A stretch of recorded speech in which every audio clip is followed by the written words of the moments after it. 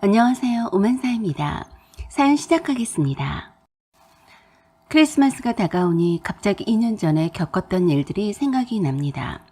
그때 사귀고 있었던 남자친구가 있었어요. 사귄 지는 얼마 안 되었지만 급속도로 가까웠었죠. 남친은 저를 오래전부터 혼자서 좋아했었지만 저는 그렇지 못했어요. 저는 시간을 두고 연애를 길게 할 생각이었는데 남자친구는 내심 결혼을 서두르려던 참이었던 것 같았습니다. 얼마 되지도 않아서 커플 반지로 비싼 백금 반지를 끼워주더니 목걸이도 해주고 발찌도 채워주고 그러더라고요. 저를 좋아해서 선물을 즐겨낸 남자친구가 참 좋았습니다. 저희 집이 가난한 편이라서 대학 다닐 때도 많을 때는 알바를 하루 서너 개씩 할 때도 있었고 장학금을 받지 못할까 봐서 항상 전전긍긍해하며 힘들게 학창 시절을 보내었었죠. 그래서 늘 돈을 많이 벌어서 여유롭게 살아보는 것이 소원이었습니다. 반대로 남자친구는 부모님이 경제적으로 지원을 확실히 해주는 듯 싶었어요. 한 번도 알바를 해본 적도 없었다고 했고 방학 때이면 해외여행 다니느라 바쁜 것 같더라고요. 남자친구는 졸업 후에는 따로 취업은 하지 않고 아버지의 사업체를 모델로 해서 무역업에 뛰어들었습니다.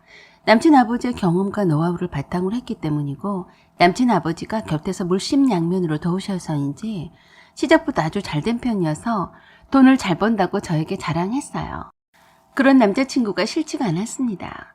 그의 타고난 듯한 여유로움과 언제나 해맑은 듯한 웃는 모습이 좋았습니다. 그와는 반대로 저는 쉴 틈이 없이 일하고 치열하게 사는데도 늘 같은 자리였습니다. 늘 풍요롭지 못했고 매일 돈이 궁했어요. 자존심엔 남자친구에게는 티를 내지는 않았지만 저희 아버지는 공장 창고 관리인이세요. 그리고 엄마는 그 공장에 있는 식당의 보조 조리사이시고요. 처음부터 우리 집이 가난했던 것은 아니었는데 아버지가 하시는 일마다 뜻대로 되는 일이 없으셨다고 했습니다.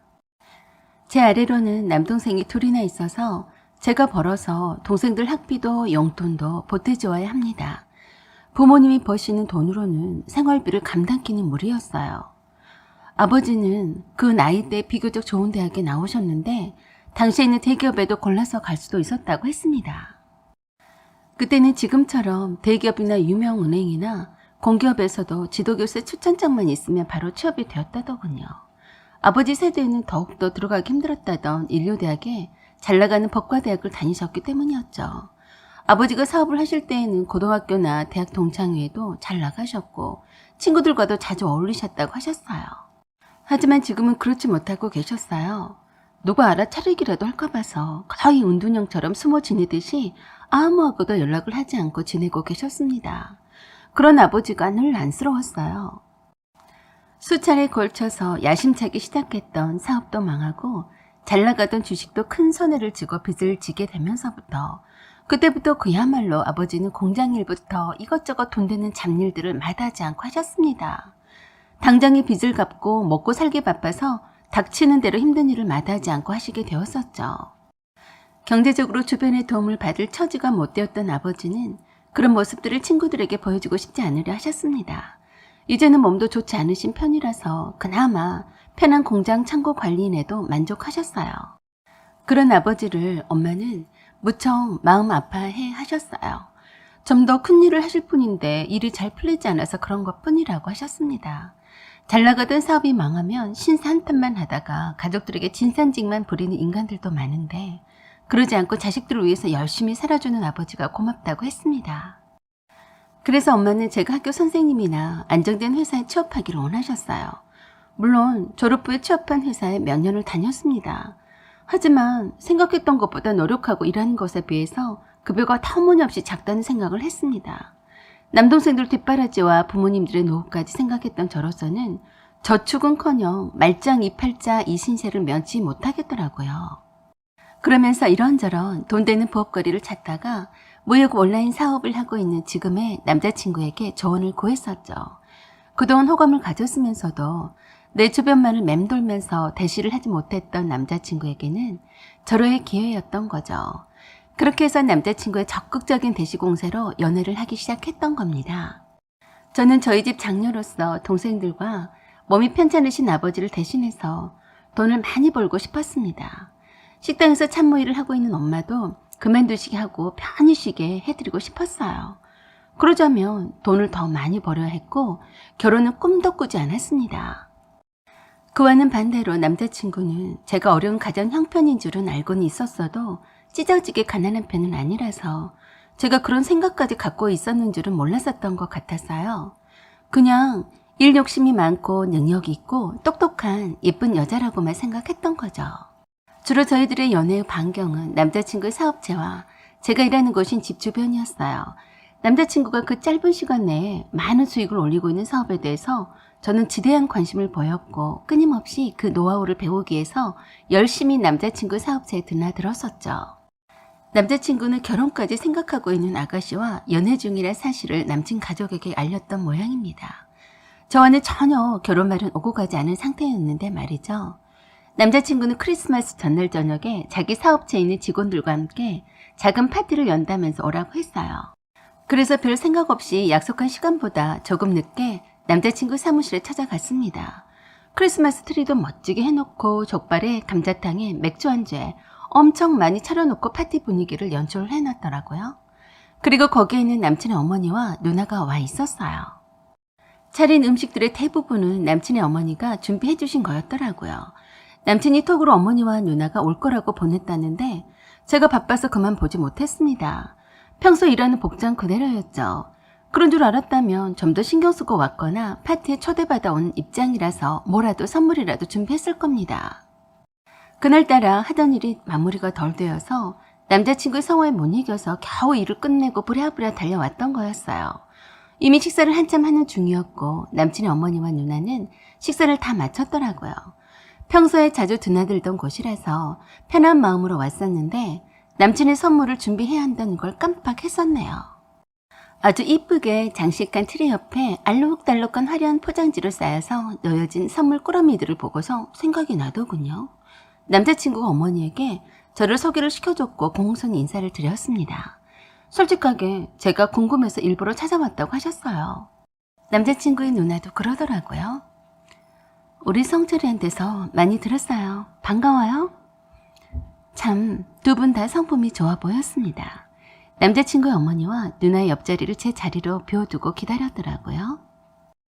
남자친구의 어머니는 제가 오지 않아서 남자친구도 식사를 아직 하지 않았다면서 일이 많아서 늦었냐고 묻더라고요. 괜시리 늦은 걸 탓하시는 것 같아서 저도 모르게 대충 일 핑계를 대고 둘러댔습니다. 그리고 묻더군요.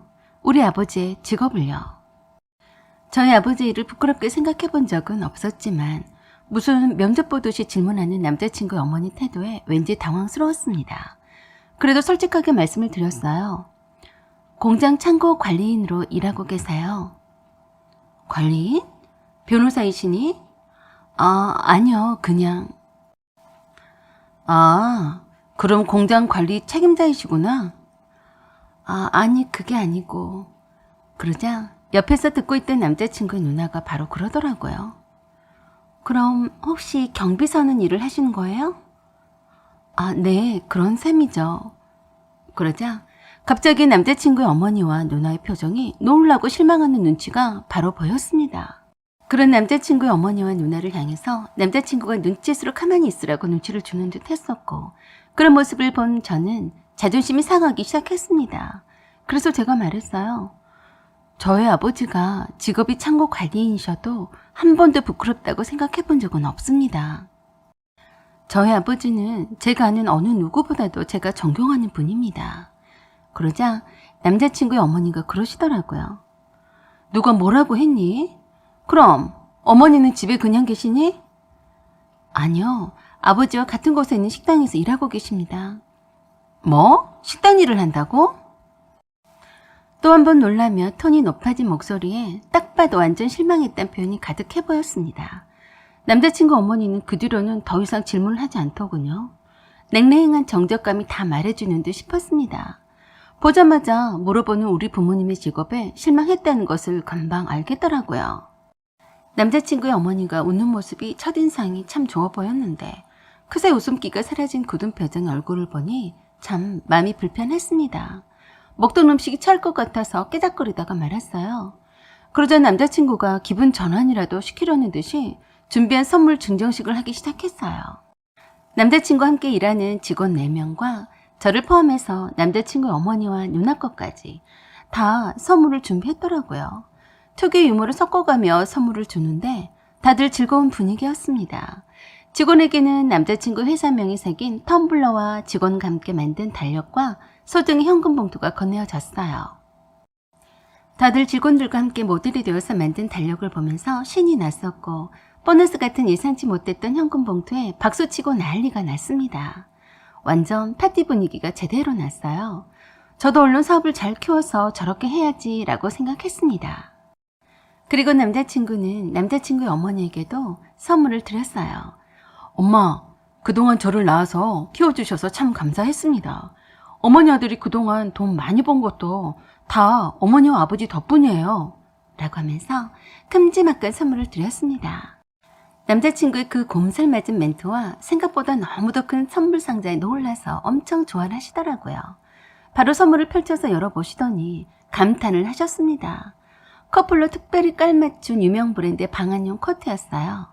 거기에다가 커플 시크 잠옷 세트와 겨울용 가운까지 완벽하더라고요. 세심하고 다정하게 신경 써서 선물해주는 남자친구에게 남자친구의 어머니가 볼에 뽀뽀를 하고 즐거워하셨습니다. 남친의 누나에게는 데이트 비용이라며 현금 봉투를 줬고요. 그리고 맨 마지막에 저에게도 선물을 주었습니다. 그리고 저에게는 집에 돌아가서 선물을 열어보라고 했어요. 하지만 남자친구의 누나와 어머니가 궁금하다며 왜 웅큼스럽게 몰래 혼자서만 선물을 열어보라고 하는 거냐며 뭐라 했습니다. 그래도 굳이 남자친구가 안 된다며 둘만이 공유하고 싶은 것도 있다고 하면서 열어보지 못하게 했습니다. 그러자 아무래도 수상하다면서 갑자기 남자친구 어머니 얼굴이 싸늘해졌어요. 남자친구 누나도 그러더군요.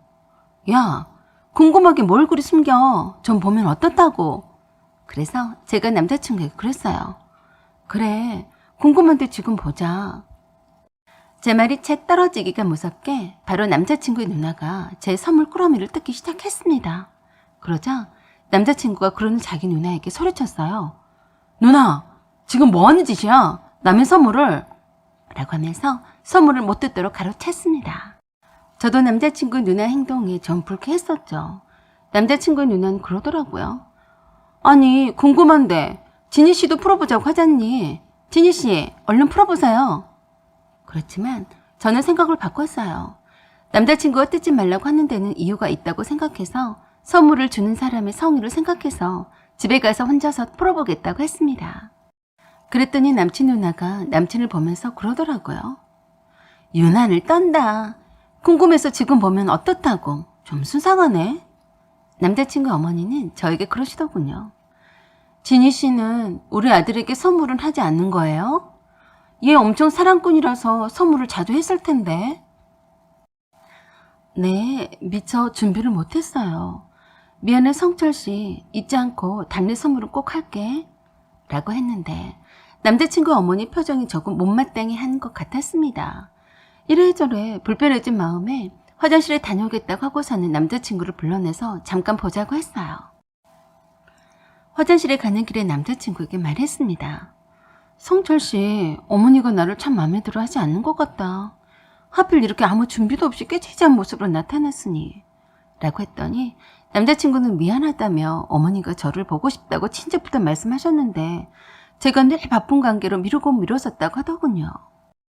그래도 아들의 여자친구를 보려고 저렇게 음식도 다 준비하셨다는 말에 다시 정신을 가다듬고 좋은 시간을 가져야겠다는 생각을 했습니다.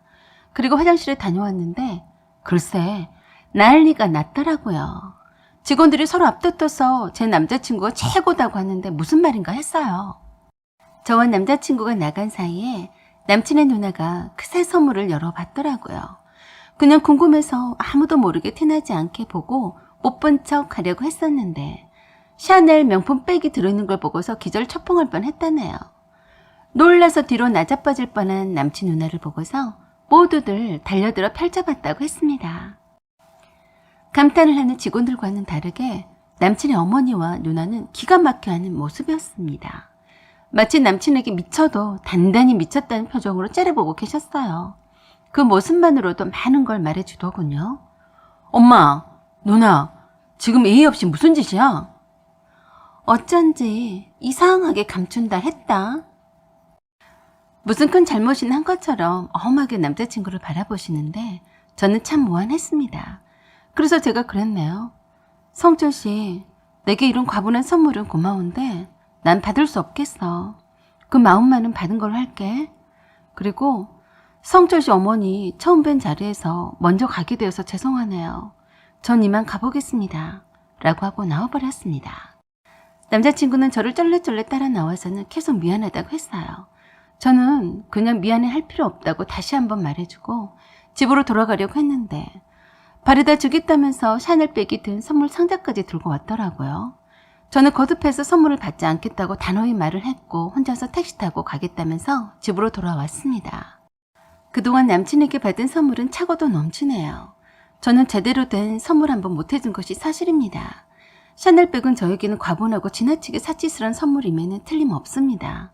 하지만 남자친구는 그날 저녁 늦게까지 저희 집 앞에 선물을 들고 찾아왔습니다.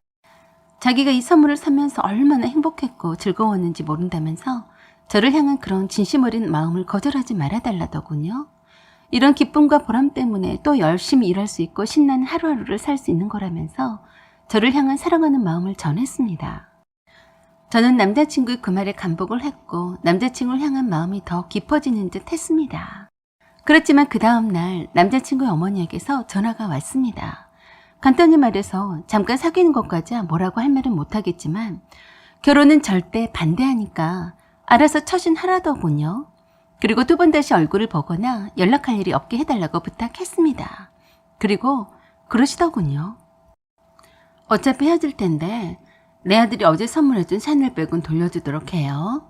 내가 지금 내 딸을 아가씨 집으로 보낼 테니까 포장한 그대로 돌려줘야 해요. 라고 하고서는 할 말만 하고 끊어버렸습니다. 참 기분이 더럽더군요. 한참 후에 어제 봤었던 남자친구의 누나가 전화했어요. 진희씨, 우리 엄마 전화 받았죠? 곧 도착할 것 같으니까 샤넬백 잘 포장해서 가지고 집 앞으로 나오세요. 아, 그리고 오빠가 선물한 것 중에 또 명품 있으면 그것 함께 돌려주세요. 헤어지는 마당에 깨끗하게 돌려주고 돌려받는 게 맞죠? 저는 너무 치욕스러워서 그랬어요. 미안하지만 성철씨와 헤어진다는 말은 한 적이 없어요. 돌려드려도 성철씨한테 돌려드릴 테니 알아서 하세요. 라고 하고서는 끊어버렸고 곧바로 이 같은 사실을 남자친구에게 알렸더니 불이 났게 집 앞으로 달려왔습니다. 우리 집 앞에서 만난 두 사람은 서로 아웅다웅하고 다투더라고요. 그런 모습을 보면서 샤넬백을 포장한 가방을 남자친구에게 주었는데 받지 않았어요. 그러자 남자친구의 누나가 바로 가로채서 도망치듯이 가져가 버렸습니다. 오히려 더 홀가분하더군요. 저게 뭐라고 참. 남친은 엄청 화를 냈었고 저에게는 미안해 하더군요. 저는 괜찮으니 식구들과 싸우지 말고 잘 해결하라고만 했습니다. 남친은 이 일로 해서 엄청 남친의 어머니와 누나와 다툰 모양이었습니다. 그리고 저와 결혼도 최대한 서두르겠다고 선언했던 것 같았어요. 그리고 남친이 저에게 프로포즈 했습니다. 남친 어머니 반대에도 불구하고 저는 승낙했습니다. 대신에 남친 어머니 승낙을 받은 후에 결혼을 하자고 약속했어요. 그리고 저희 집에도 인사를 왔습니다. 우연히도 아버지의 고등학교 앨범을 남친이 보게 되었다가 아버지와 남친의 아버지가 같은 학교 동창인 것을 알게 되었습니다. 그것을 알게 된 남친 아버지가 당장에 웬일인지 저희 아버지를 찾아오셨어요. 그리고 굉장히 반갑게 아버지를 부둥켜 안으셨어요. 남친 아버지는 저희 아버지가 인생에 있어서 둘도 없는 특별한 친구였다고 했습니다. 당시 집안도 좋고 공부도 잘하고 모범생이었던 똑똑한 저희 아버지가 항상 선망의 대상이었다고 했습니다. 남친의 아버지는 남친 할아버지가 일용직으로 특별한 직업도 없이 떠돌았고 그 때문에 남친 할머니가 이혼하고 남친의 아버지를 데리고 입주 도우미 식모살이를 하셨다고 했습니다. 그렇게 어린 마음에 잘 사는 집의 애들과 비교당하며 무시받으면서 마음을 다치기도 했고 약간 삐뚤어졌었다고 했습니다. 세상에 자기 자신처럼 불쌍하게 태어난 사람도 없을 거라며 비관만 하면서 되는 대로 막 살았대요.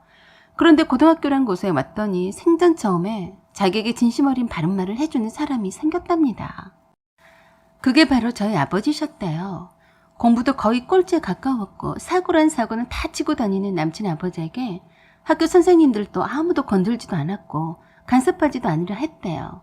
특히나 공부를 잘했던 애들은 행여라도 남친의 아버지와 잘못 엮여서 공부에 방해라도 받을까 싶어서 말도 섞지도 않고 벌레 보듯이 했다고 하더군요.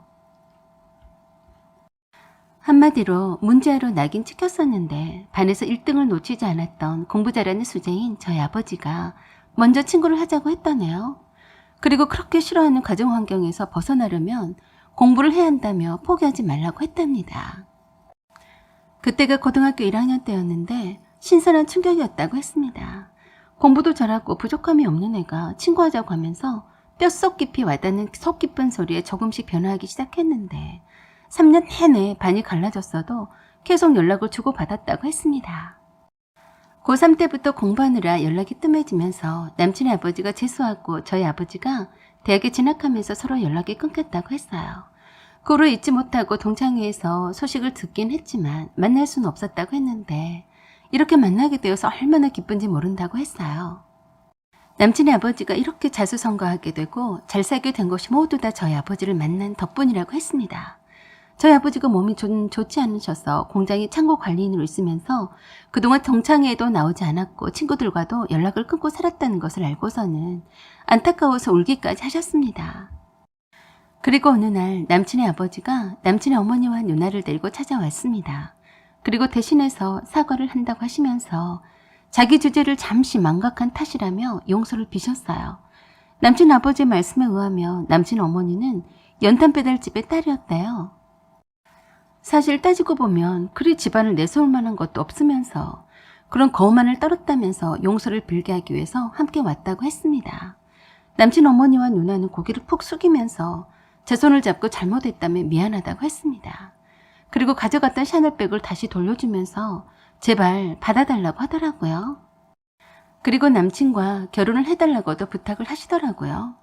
완전 기가 죽어서 말씀하시는데 진심 어린 말씀에 남친과 결혼을 승낙해 주셔서 감사드린다고 했습니다. 그 후로 남친 아버지와 저희 아버지는 자주 만나시고 계시고 특히 남친 아버지가 저희 사업체를 적극 밀어주시고 계십니다. 남친은 제 뜻에 따라 제 사업체가 좀 더 안정기에 접어들면 결혼하기로 했습니다. 앞으로 좋은 일만 가득할 것만 같습니다. 여러분 응원해주세요. 사연은 여기까지입니다. 여러분의 생각과 의견을 말씀해주세요. 구독과 좋아요 그리고 알림 설정 부탁드려요. 지금까지 시청해주셔서 감사드립니다. 항상 행복하세요. 2년 전에 남편이 회사를 그만뒀습니다. 이유는 승진서열에서 밀려나서 바로 아랫기수가 치고 올라왔기 때문에 자존심 상해서 못 다니겠다고 했습니다. 남편은 과장 직함을 달고도 승진 연수를 다 채웠는데도 불구하고 2번이나 연속해서 승진서열에 오르지 못했어요. 동기들 중에서도 뒤처지는 것 같은 압박감에 스트레스가 많았습니다. 회사는 급여도 그 정도면 나쁘지 않았고 사원 복지도 괜찮아서 설마니 그만두리라고 생각지도 못했는데 바로 퇴사를 결정했습니다. 저는 말리고 싶었지만 오죽하면 그만둘 생각을 했을까 싶었고 저도 회사에 다니면서 기수 경쟁에서 낙오되면 느끼는 그 의욕 상실감을 이해했기에 군소리 하지 않았습니다. 그리고 나서 퇴직금으로 전업 투자자가 되었어요. 그때부터 남편은 집에서 사무실 겸 해서 서재방에서 하루 종일 지냈습니다. 주식은 할 일 없는 백수들이나 하는 것쯤으로 알고 있는 친정 부모님들께는 함구했었죠. 혹시나 걱정할까 싶었어요. 처음엔 남편이 집에 있으니 좋더군요. 아이들이 초등학교 2학년과 4학년이었는데 애들을 잠깐이라도 챙겨줄 수 있었으니까요. 그런지 2년이 지났는데 남편은 주식으로 짭짤한 수익을 올렸습니다. 회사를 그만둔 것을 후회하지 않을 만큼의 보상이었어요. 그래서 그때부터 친정 식구들에게나 남편 친구들에게 회사를 그만둔 사실을 자신 있게 알리고 다녔습니다. 퇴사 후 처음 2년 동안은 주말에도 밖에 나가지도 않고 주식에 몰두하더니만 요즘 들어서는 매주마다 외출을 하곤 했습니다. 그런 남편이 오히려 보기 좋아서 마음껏 놀다 오라고 했습니다. 남편은 금요일 저녁부터 나가서 주말 저녁에 오는 날이 많았고 그때마다 그만한 핑곗거리가 있었어요.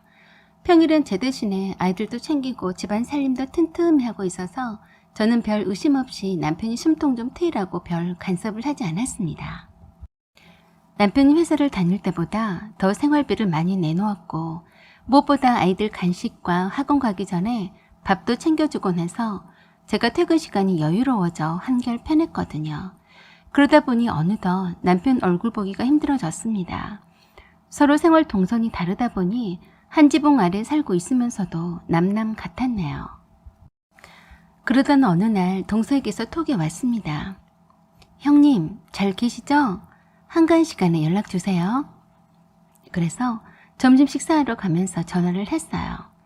동서, 오랜만이야. 지금 점심 먹으러 가는 중인데 무슨 일이야? 라고 했더니 그러더군요. 형님, 별일은 없으신 거죠? 응? 무슨 일? 형님, 그게요. 제가 했단 말은 절대 하면 안 돼요. 아셨죠? 무슨 대단한 말이길래 단단히 제 입단속부터 시키는지 참 궁금해지더군요. 알았어. 무슨 말인데? 그거 하세요? 아주버님이 어머니한테 돈을 빌려갔다고 하던데요. 누가 그래? 못 들었는데? 확실치는 않지만 어머니가 아가씨랑 하는 소리를 우연히 들었어요. 얼마인지는 모르겠는데 꽤 큰 액수 같던데. 모르셨어요? 진아빠가 어머니한테 돈을 빌렸으면 나도 알고 있었겠지. 잘못 들은 거 아니야? 아니에요. 제가 확실히 들은 거예요. 형님이 한번 확인해 보세요. 형님 모르게 아주버니가 어머니한테 빌렸을 수도 있죠. 분명히 아가씨가 어머니한테 이사 갈 거라면서 돈 좀 잠깐만 쓰겠다고 사정한 것 같았는데 마지못해 말씀하시더라고요. 아주버니한테 빌려줘서 돈이 없다고요. 그게 한두 푼이었겠어요? 어머니가 아가씨를 얼마나 끔찍히 생각하시는데 빌려줄 돈이 없으시니까 그러시겠죠. 알았어, 동서. 일단 한번 물어볼게. 동서와 전화 통화가 끝나자 고개를 갸우뚱했습니다. 그럴 리가 없다고 생각했죠. 동서가 잘못 들었던지 했을 거라고요. 그날 퇴근 후 집에 갔는데 남편은 없었어요. 그 시각엔 애들을 학원에 데려다 줘야 하는 시각이었거든요. 전화를 했더니 애들 학원 앞이라고 하더군요. 근처 카페에서 커피 한 잔 사가지고 들어가겠다고 하길래 전화를 끊고 베란다에 빨래를 거들어 나갔습니다. 빨래를 걷다가 무심히 베란다 창문 밖을 내려다봤어요. 그러다가 깜짝 놀랐습니다. 방금 전에 통화한 남편이 멀찌감치 서 우리 아파트 앞에 이웃한 아파트 담장 문을 건너서 걸어오고 있었거든요. 아까 학원 앞이라고 했는데 학원 앞에서 이렇게까지 빨리 와? 별일이네. 그럴 리가 없죠. 학원이 여기서 얼마나 먼 거리인데. 그런데 한참이 지나도 오지 않았어요. 앞 아파트 쪽에서 건너오는 걸 봤으니 늦어도 10분 내에는 집에 도착해야 맞는데 오지 않아서 의아했습니다. 한참 만에 두 손에 커피를 들고 오더군요. 왜 이렇게 늦게 왔어? 그러더니 남편이 그러더군요. 학원이 여기서 거리가 얼마 안 돼 늦게 왔다고 하는 거야? 라고 했습니다. 학원? 이 사람 참. 자, 커피 마셔. 라고 커피를 건넸는데 이상한 생각이 들었습니다. 왜 거짓말하는 거지? 분명히 남편이 맞았는데. 완전한 거짓말을 하고 있는 남편이 참 이해할 수가 없어서 물었어요. 진우 오빠, 혹시 앞에 있는 아파트에 꿀단지 숨겨놨어?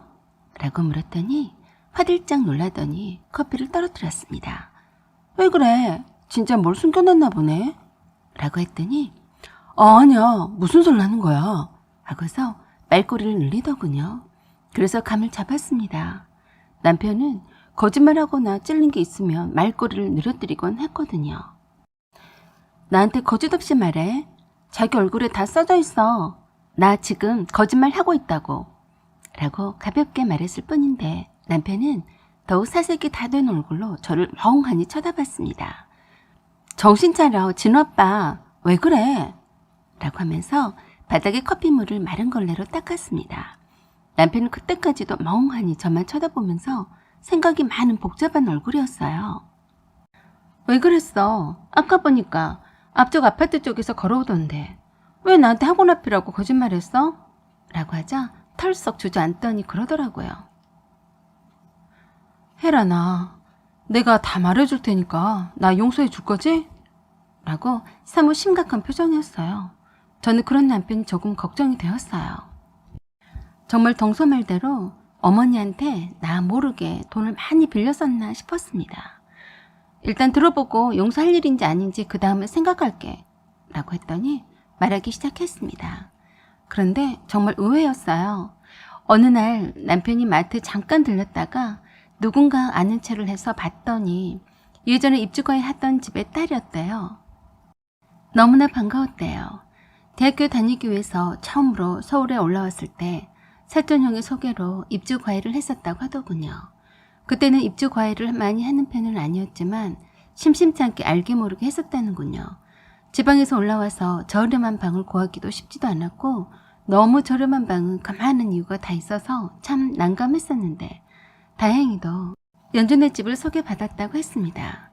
연준의 아버지와 어머니는 참 좋으신 분이셨다고 했어요.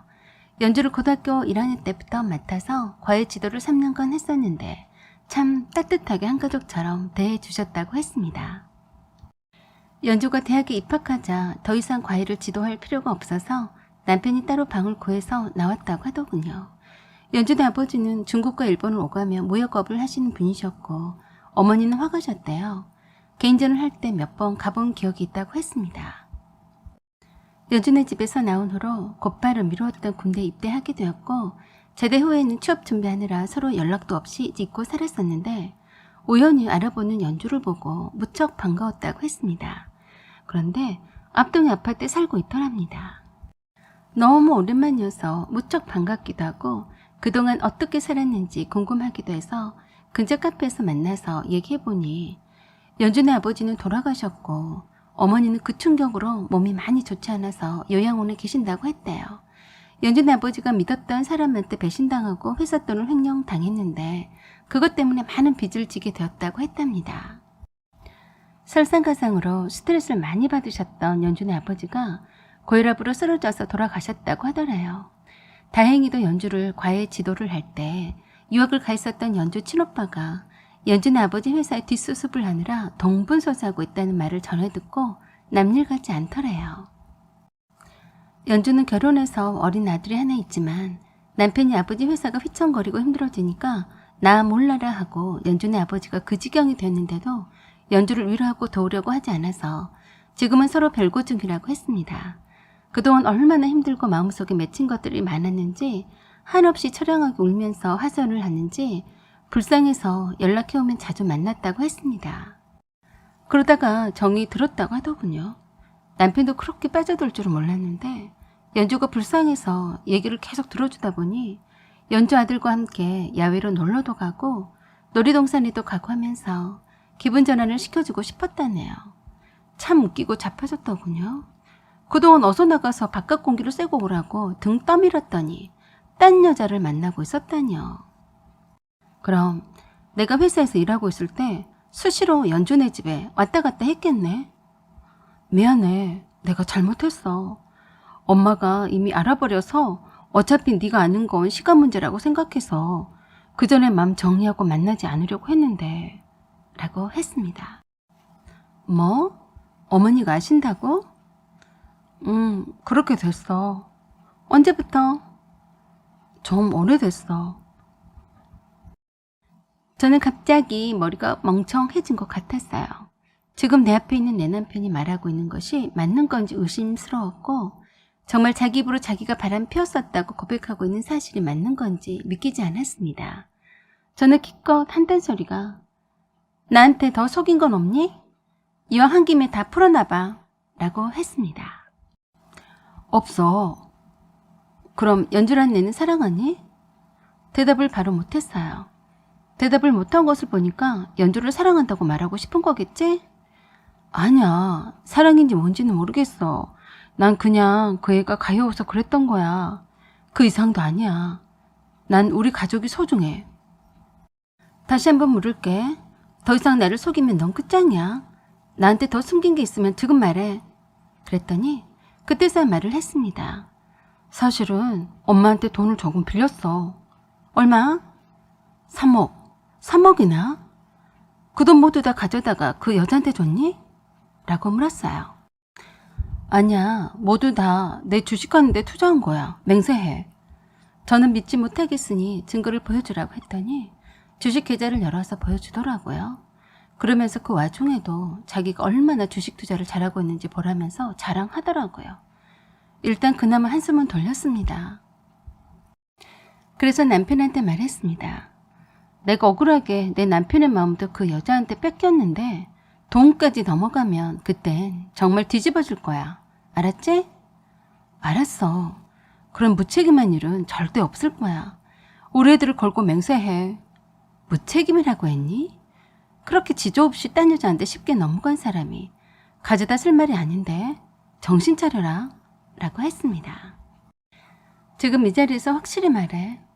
네가 원한다면 이혼해줄 수 있어. 그 여자 이혼시키고 함께 살고 싶니? 정색을 하면서 절대 아니라고 무릎 꿇고 잘못했다고 빌었습니다. 다시는 만나지 않을 거라고 싹싹 빌더군요. 내가 네 말을 어떻게 믿니? 마누라가 회사 간 사이에 딴 여자에게 홀딱 넘어간 사람 말을 어떻게 믿어? 라고 했어요. 그래서 제 휴대폰에 녹음하라고 했습니다. 그 연주란 애하고 바람 피웠다는 것을 시인한 것과 다시는 만나지 않겠다는 것과 만일 다시 만나거나 할 때는 이혼을 하겠으며 이혼 위자료로 모든 재산을 포기할 것과 두 아이들의 양육권도 모두 포기한다는 것을 육성으로 녹음하라고 했습니다. 그대로 녹음했고 그대로 각서를 쓰라고 했습니다. 그리고 그 다음날 회사에 하루 연차를 쓰고 남편과 함께 변호사 사무실로 찾아가서 그 각서에 대한 공증을 받았습니다. 그리고 남편에게 그 여자의 연락처와 사는 곳을 가르쳐달라고 했더니 머뭇거리더라고요. 혜란아, 혹시 찾아가려는 건 아니겠지? 라고 하더군요. 아니, 찾아가 봐야지.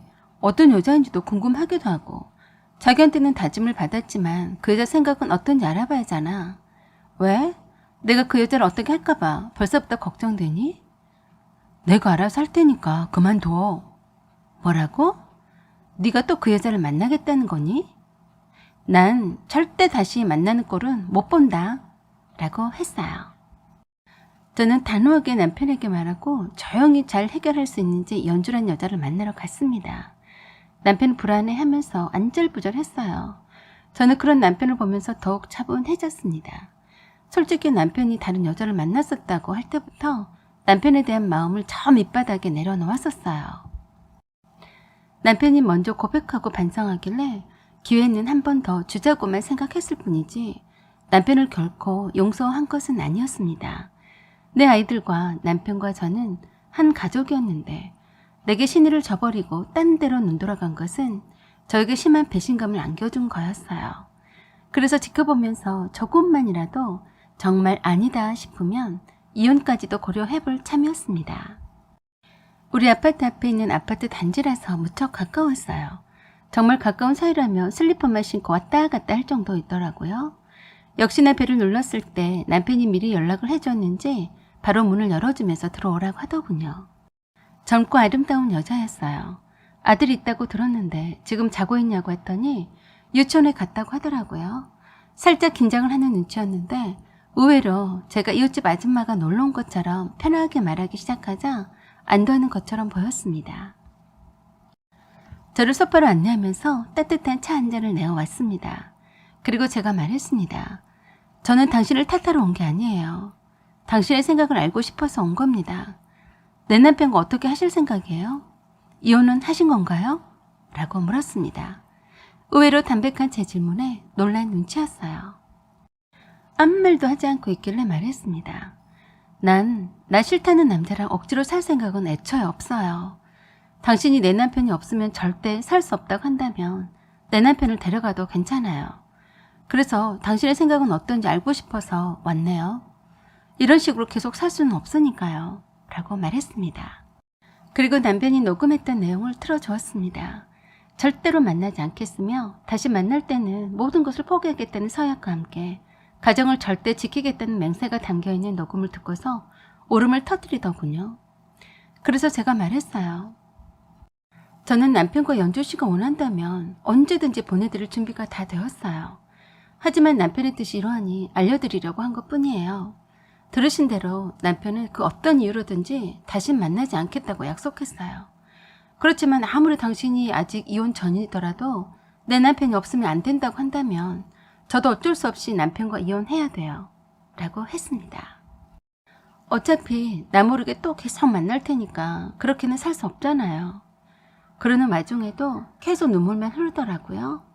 정말로 제 남편을 좋아했었나 싶어서 제 가슴도 철렁 내려앉았습니다. 저는 별 유쾌하지 못한 이 상황에서 빨리 빠져나오고 싶다고 했습니다. 그래서 결정을 하라고 했어요. 그랬더니 결국 훌쩍거리면서 입을 열더라고요. 사실 언니가 모두 알고 찾아온다고 하길래 생떼를 서서라도 이혼시켜버릴까 생각했어요. 그런데 언니를 보니까 저는 안 될 것 같다는 생각이 들어요. 미안해요. 제가 다시는 오빠를 만나지 않을게요. 오빠는 절대로 언니를 떠날 사람이 아니네요. 라고 하더군요.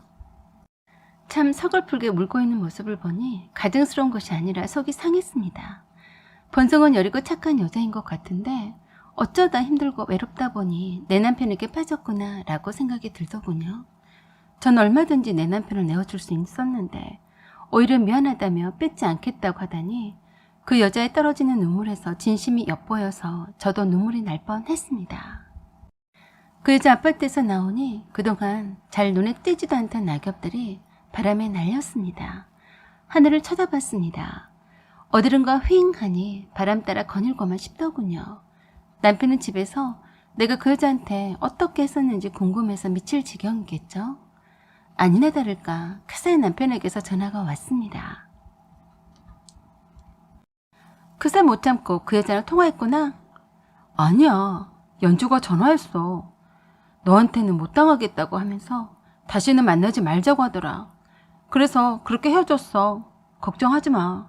다시는 만나지 않을 거야. 라고 하는 도중에 저는 그냥 전화를 끊어버렸습니다. 그게 다 무슨 소용이람? 남편은 계속해서 전화가 올렸는데 전화를 받지 않았습니다. 그냥 남편이 있는 집에 들어가기 싫었고 목소리도 듣기 싫어서 그저 하염없이 계속 걷기만 했습니다. 한참을 그렇게 멍하니 걷고 있었는데 동서한테서 전화가 왔어요. 형님, 별일 없어요? 어머니가 아주버니한테 돈 빌려주신 거 맞죠? 그렇다고 하더라고. 어머, 어쩜 좋아요, 형님. 그럼 그것도 아세요? 뭘? 사실은 이건 비밀인데요. 어머니가 절대로 형님한테 말하지 말라고 했는데 아주버니한테 여자가 있다고요. 형님만 모르지 다 알고 있거든요. 어머니한테 형님 모르게 빌려간 돈이 다 어디로 갔겠어요? 그 여자한테로 갔겠죠. 저는 설마 했는데 어떡하면 좋아, 형님? 무슨 소리야, 동서. 그 여자라니. 그 돈 모두 다 주식에 다 투자하느라 빌린 돈이었어. 그리고 진아빠가 딴 살림 차리면 내가 어떻게 모를 수가 있어? 라고 했습니다. 형님, 그게 아니고요. 어머니가 형님 집에 갔다가 우연히 그 여자랑 함께 있는 걸 봤는데요. 어머니가 둘 사이가 이상해 보여서 사람을 시켜서 알아보게 했더니 글쎄 어떡해요? 버젓이 형님 아파트 바로 앞에 있는 아파트에다 딴 살림을 차리고 살고 있었고요. 형님, 놀라지 말아요. 둘 사이에 아들까지 있대요. 라고 했습니다. 동서 말을 끝까지 들어보고 있자니 참 삼류소설을 쓰는 것 같았습니다. 그래도 무슨 말을 하나 계속 들어봤어요. 어머니가 둘 사이 아들이 없으면 어떻게 해볼까도 하셨다는데 아들까지 있어서 아무 말도 못하고 저희한테만 함구령 내리신 거였어요. 어떡하죠? 우리 형님 불쌍해서. 그래서 제가 그랬네요. 동서, 일단 어머니가 함구령 내리셨다는데도 불구하고 말해줘서 고마워. 하지만 어머니가 오해하신 것 같아. 앞동에 사는 연주씨는 예전에 과외했던 제자여서 나도 잘 알고 지내는 사이야. 결혼도 해서 남편도 있고 아들도 있어. 어떻게 어머니는 잘못 알고 그런 오해를 하시는지 모르겠네. 라고 했습니다. 네? 형님들 잘 아는 사이라고요? 내 걱정해줘서 고마워. 걱정하지 않아도 돼. 아, 그래요? 확실한 거죠? 그렇게 동서와 전화를 끊었는데 잠시 후에 바로 시어머니에게서 전화가 왔습니다.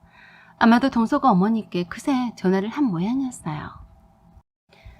진우 엄마야, 앞동에 사는 여자가 너도 아는 여자가 맞는 거니? 네, 어머니. 진우 아빠가 전에 입주거에 하던 제자여서 저도 잘 알고 지내요. 난 그런 줄도 모르고 찍어준 사진만 보고 오해했었네. 암튼 다행이다. 내가 3억 빌려주고 얼마나 가슴 졸였는지 모른다. 너한테 말도 못하고 말이다. 라고 하셨어요. 그러시면서 어머니가 그러셨어요. 네 시누이가 돈이 필요하다고 하는데 네가 그 돈 좀 돌려주면 안 되겠니? 네? 3억은 진오빠가 주식회사에 있으니까 진오빠한테 말씀해보세요. 그랬더니 그러시네요.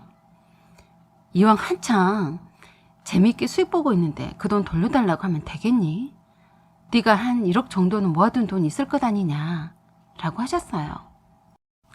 시누이한테 돈을 빌려줘야 한다시면서 굳이 저에게 대신해서 남편이 빌린 돈 중에 일부를 갚으라고 하셨어요. 하지만 제겐 그만한 돈이 없었습니다. 그래서 진오빠랑 상의해서 전화 드리겠다고 했어요. 그랬더니 바로 그러시더라고요. 행여나 요새 주식에 재미 붙이고 있는 애한테 말은 하지 마라 라고 하시더군요. 네가 알아서 해주지 못할 거면 냅둬라 라고 하시더군요. 그래서 속으로 생각했습니다. 왜 나 몰래 주식하라고 뒷돈 대주셨으면서 나한테 갚으라고 하세요? 그렇게 신우에게 돈 빌려주고 싶으시면 돈 빌려준 사람에게 달라고 하시지. 어찌됐든 우리 시어머니가 아들에게 주식하라고 뒷돈 대어주고 딴 살림 차린 여자에게 흘러들어갔을까 봐서 조마조마하셨을 텐데 이제 아닌 걸 아셨으니 대번에 며느리에게 갚으라고 하더니 참 이기적이시다는 생각이 들었네요. 그저 아들밖에 모르시고 며느리는 안중에도 없는 우리 어머니. 말해드리고 싶네요. 어머니 아들이 바람 앞에 등불과도 같네요. 조금만 내 눈밖에 나기만 하면 바로 이혼할 거니까요. 지금 제가 패를 쥐고 만지작거린다는 걸 모르시겠지만요. 그런 후 2주일이 지났습니다. 저는 남편에게 꼭 필요한 말 이외에는 건네지 않았고 투명인간 취급했습니다. 내 맘 가는 대로 했어요. 솔직히 말하자면 남편이 각서를 썼지만 남편이 도덕적으로 어쩔 수 없으니 그랬을 거라고 생각했습니다. 그래서 그 각서난 녹음은 만일을 위한 대비책이었어요. 저는 한번 배신한 남편은 또 배신할 거라고 믿었어요. 만일을 대비해서 제 마음을 중무정한 거였죠. 그래서 당분간 어떻게 나오나 하고 지켜보고 있었습니다. 겉으론 둘이 따로 만나는 것 같지는 않았어요. 오해받을까 싶어서인지 주말에도 바깥 출입을 전혀 않더라고요. 그러던 어느 날 그 여자한테서 문자가 왔어요. 먼 곳으로 이사 갑니다.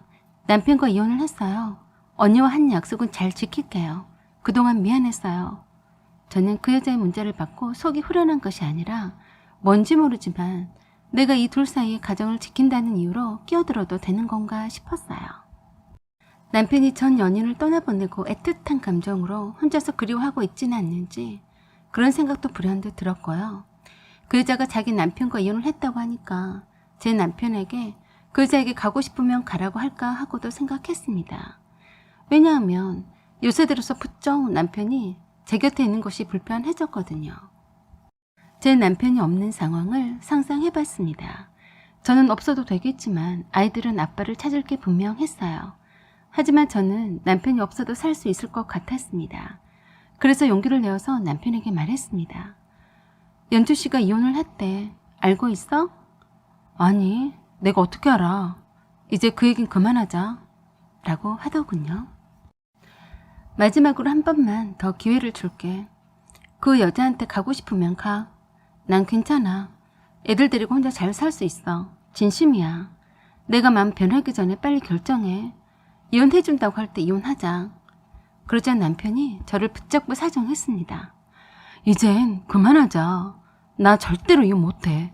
우리 애들과 당신 없이는 못 산다고. 알았어?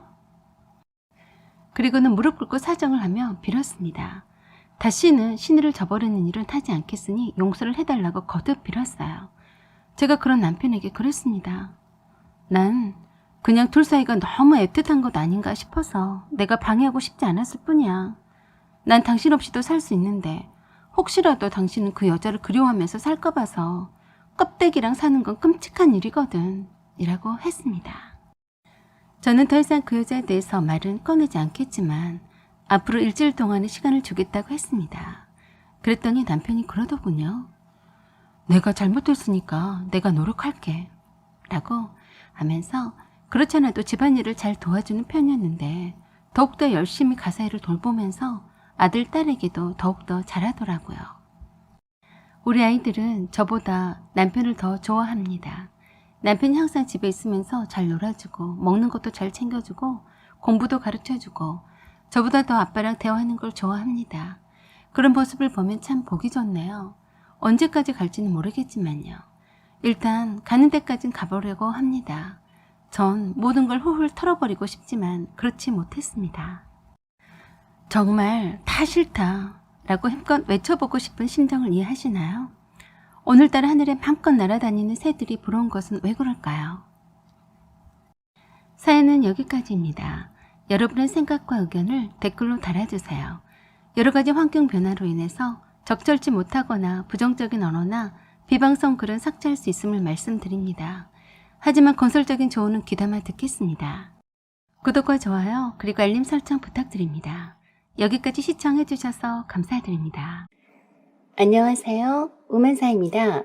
오늘의 주제는 이모 집에 놀러 갔다가 사촌언니 사진을 보고 놀라 자빠졌습니다. 란 내용입니다. 오늘의 사연 읽어드리겠습니다. 저에게는 이모가 3분이나 계십니다. 엄마는 딸 부잣집의 막내이시고요. 새 이모들과는 아주 친하게 지내지만 특히 셋째 이모와는 친구처럼 자주 연락하시면서 더 가깝게 지내는 편입니다. 셋째 이모에게는 사촌 언니와 사촌 남동생이 있어요. 제가 초등학교 다닐 때까지 이웃해서 자주 왕래하며 살았기 때문에 사촌 언니를 자주 볼 수 있었지만 교육 문제 때문에 이모가 서울로 이사를 가시는 바람에 그 뒤론 자주 볼 수 없었죠.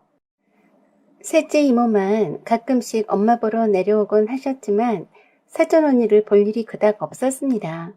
공부를 잘해서 명문대 진학했다는 것과 지금은 졸업하고 외국계 기업에 취직해서 직장 생활을 잘하고 있다고 들었습니다.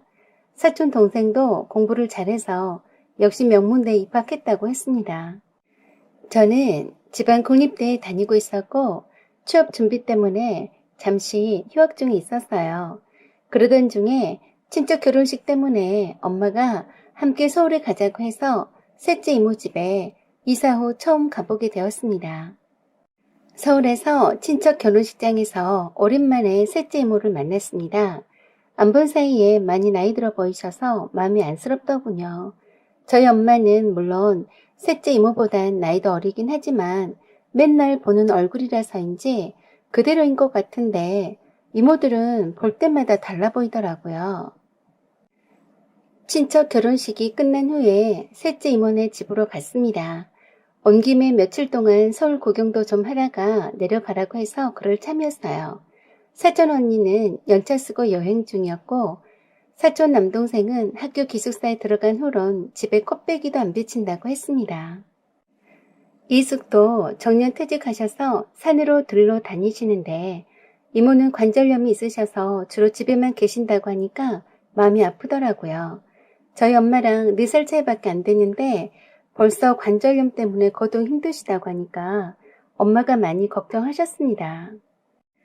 이모 집에 도착하고서 이모가 안방에서 엄마랑 함께 얘기하시느라 저는 사촌 언니 방에서 편하게 지내라고 하셨어요. 처음 와본 이모 집은 겉으론 아담해 보이는 주택이었는데 최근에 내부 리모델링을 모던하게 해서 정말 깔끔하고 보기 좋았어요. 특히 사촌 언니 방은 드레스룸이 별도로 있을 정도로 방이 널찍해서 부럽기까지 하더군요. 큰 침대에 널따란 컴퓨터 책상과 화장대까지 있었고 벽면 반쪽을 가릴 만큼 큰 장식장도 있었어요. 그리고 거기에 언니 사진들이 아주 예쁜 액자에 솜씨 좋게 놓여져 있더군요. 너무나도 안 본 지 오래되어서 어떻게 변해 있을지 궁금했습니다.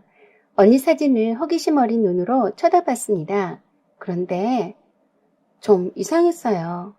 언니와 함께 찍은 사람이 제가 아는 사람인 것 같았어요. 하지만 닮은 사람이겠거니 생각하고 화장대나 책상에 보란듯이 놓여있는 다른 액자 사진들을 보았습니다. 어김없이 같은 사람이 다정하게 찍혀 있었습니다. 굉장히 가까운 연인 사이인 것처럼 보였어요. 전 나도 모르게 머리가 하얘지는 것 같았습니다. 함께 다정하게 찍은 사진이 여기저기에 도배가 된 걸 보니 딱 봐도 보통 관계가 아닌 듯 보였습니다. 이모한테 사진을 들고 가서 물어봤더니 사귀는 남자 친구라면서 연하라는데 휘숙이가 좋아 죽는다고 했어요. 아마 그놈이랑 여행 간 것 같다며 이모는 기생오라비같이 생겨서 맘에 별로 안 드는데 죽고 못 산다고 하시더라고요. 사진 뒷면을 보니 그놈이 바로 제가 아는 놈이 맞았어요. 서민철과 김희숙이 하트 뿅뿅 칠대어서 있더군요. 기가 막혔습니다. 민철이가 사촌 언니 애인이라니 믿기지가 않았네요. 민철이는 고등학교 동창입니다. 고등학교 때부터 저를 죽자사자 쫓아다녔던 녀석입니다. 공부도 잘하고 생긴 것도 나름 귀엽기도 해서 여학생들한테 인기 짱이었던 애였어요. 거기에다 말빨도 좋고 유머스럽기까지 제법 매력있는 애였습니다. 그래서 그런 애가 저를 좋아한다니까 솔직히 기분이 좋았었죠. 친구들 질투도 많이 받기도 했었고요.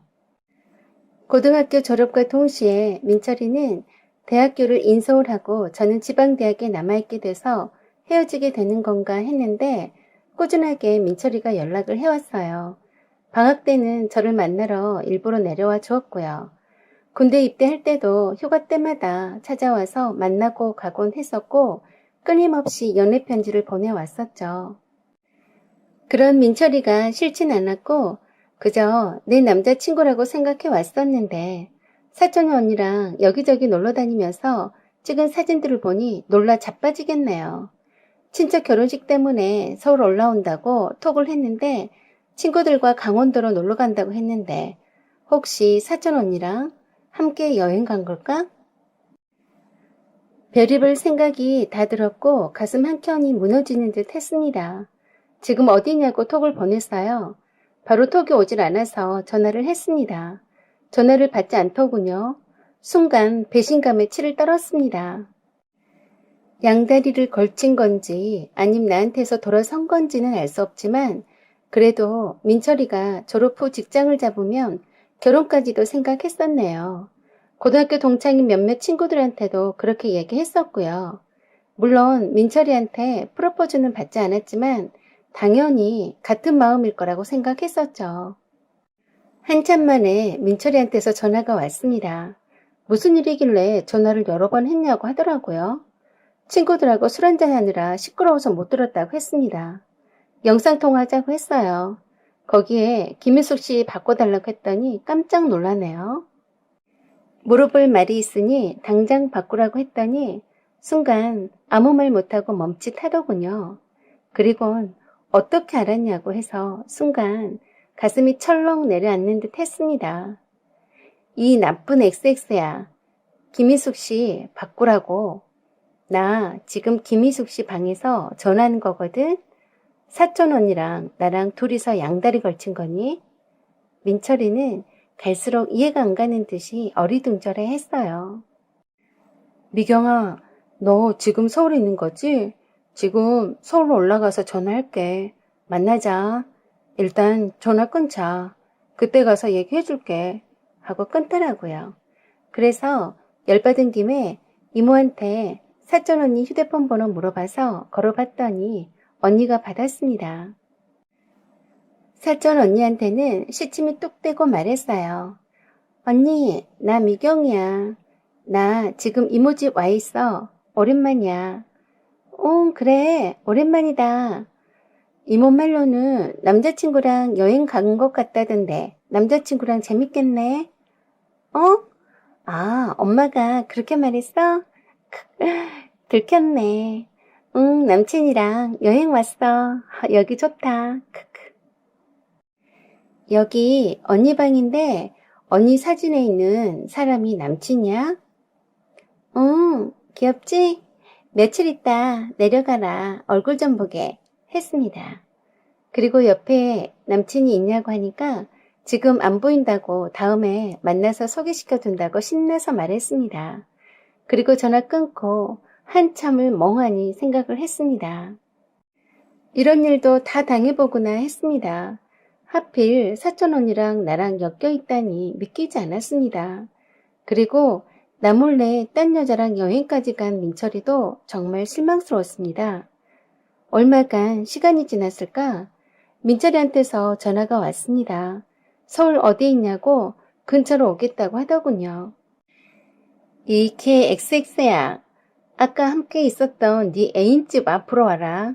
했더니 아직까지 이해 못한 듯이 어리둥절해 하더라고요. 네 애인 김희숙 씨 집 앞으로 오라고. 한참 후 도착했다는 톡 받고 나갔더니 지 애인 집이라서 잘 아는 듯이 옳게 찾아왔더라고요. 늦은 시각이라 딱히 조용히 이야기 나눌 만한 장소가 마땅치 않아서 동네 편의점에서 얘기를 나누었습니다. 왜 사촌 언니 혼자 놔두고 왔냐고 했더니 정말 이종 사촌간이 맞냐고 묻더군요. 그렇다고 했더니 고개를 쳐박으면서 괴로워하는 신용을 하니까 더 가증스러워 보였습니다. 어떻게 된 건지 궁금해서 견딜 수가 없다며 설명해보라 했더니 말을 꺼내기 시작했습니다. 저에 대한 감정은 믿지 않겠지만 예나 지금이나 변함이 없다고 했습니다. 사촌 언니는 선배한테서 관심 있는 회사인 외국계 기업 회사에 다니고 있는 김희숙 씨를 소개받았었는데 어쩌다 자주 만나게 되었고 김희숙 씨가 스토커처럼 쫓아다녔다고 했습니다. 사귀는 여자친구가 있다고 했지만 상관없어 했고 끝없는 고해에 시달렸는데 처음엔 관심이 없다가 술 맞장도 잘 해주고 선물 공세며 이리저리 세심하게 챙겨주는 것이 영 싫지만은 않게 되었고 그동안 아무한테도 말하지 못했던 힘들었던 일이나 고민들을 누나처럼 잘 들어주고 받아주어서 고맙기까지 했답니다. 그러다가 김희숙 씨의 적극적인 대시에도 굴하지 않았었는데 노골적으로 유혹을 하는 바람에 넘어가 버린 거라고 했어요. 그러나 결코 좋아하거나 하는 감정은 없다고 하더군요. 워낙에 김희숙 씨가 자유분방한 성격이라서 좀 그런 관계를 유지하다 헤어질 때는 쿨하게 헤어져 줄 것 같다고 했습니다. 소문에 듣기로는 남성 편력이 심해서 이 남자 저 남자 안 만나본 남자가 없을 정도로 상식을 벗어나는 행동을 한다고 했어요. 완전히 저희 사촌 언니를 몰상식한 여자로 몰고 가더라고요. 그래도 무슨 말을 하나 하고 막지 않고 끝까지 들어보았습니다. 솔직히 김희숙 씨에게서 조금 흔들릴 때도 있었지만 남자 관계가 복잡하고 이 남자 저 남자와 쉽게 만나고 대시한다고 해서 남자를 질리게 하는 면이 있다는 말을 듣고서는 더 이상 마음이 가지 않았고 잠깐 만나다 그만두자는 심정이었다고 했습니다. 그냥 지나치는 여자에 불과하다고 말하면서 이종 사촌 관계일 줄은 꿈에도 생각지 못했다고 하더군요. 그러면서 앞으로는 절대 만나지 않겠다고 하면서 한 번만 용서해달라고 빌었습니다. 말하는 꼬락서니가 기가 막히더군요. 저는 그랬네요. 왜? 나이 빼고는 모든 게 다 나보다 잘났는데 너와 나는 친구 사이 아니었어? 언니랑은 애인 사이인데 달라질 것도 아무것도 없지 않겠어? 사촌 언니가 그렇게 민철이 너를 좋아 죽고 못 산다고 하니까 계속 언니한테 네 마음이 어떻든 간에 성심성의껏 봉사든 뭐시든 잘해봐. 가만 보니 민철이도 사촌 언니를 좋아해서 만났으면서 나한테 들통나서 할 말 없게 되니까 괜한 사촌 언니를 중상모략하는 것 같았습니다. 몇 시간 전만 해도 죽고 못 사는 연인 사이처럼 함께 있었으면서 웃기지도 않는 짬뽕 같은 인간이네요. 이 같은 내용을 작정하고 핸드폰에 모두 다 녹음했습니다. 그리고 이젠 친구도 뭣도 아니니 앞으로는 서로 연락하지 말자고 했더니 아무 말 못하더라고요. 그동안 민철이한테 가졌던 좋은 감정들이 한꺼번에 씻겨져 내려간 것 같아서 오히려 홀가분했습니다. 불결한 자식, 이런 형편없는 애 때문에 속상해할 가치도 없다고 판단되었습니다. 사촌 언니 방으로 돌아와서 언니 컴퓨터에 서민철이란 녹음 파일을 바탕화면에 깔아놓았어요. 그리고 서민철 녹음 파일을 열어보라는 메모를 책상 위에다 놓아두었습니다. 그 다음날 저는 엄마한테 서둘러 집에 가자고 하고 이모 집을 나왔습니다. 사촌 언니랑 마주하고 그런 껄끄런 얘기를 나누기 싫었거든요. 그리고 내려오면서 언니한테 책상 위에 메모 남겨뒀으니 꼭 읽어보라고 톡 했습니다. 그리고 한참이 지난 후 어느 날 문득 사촌 언니한테서 톡이 왔습니다.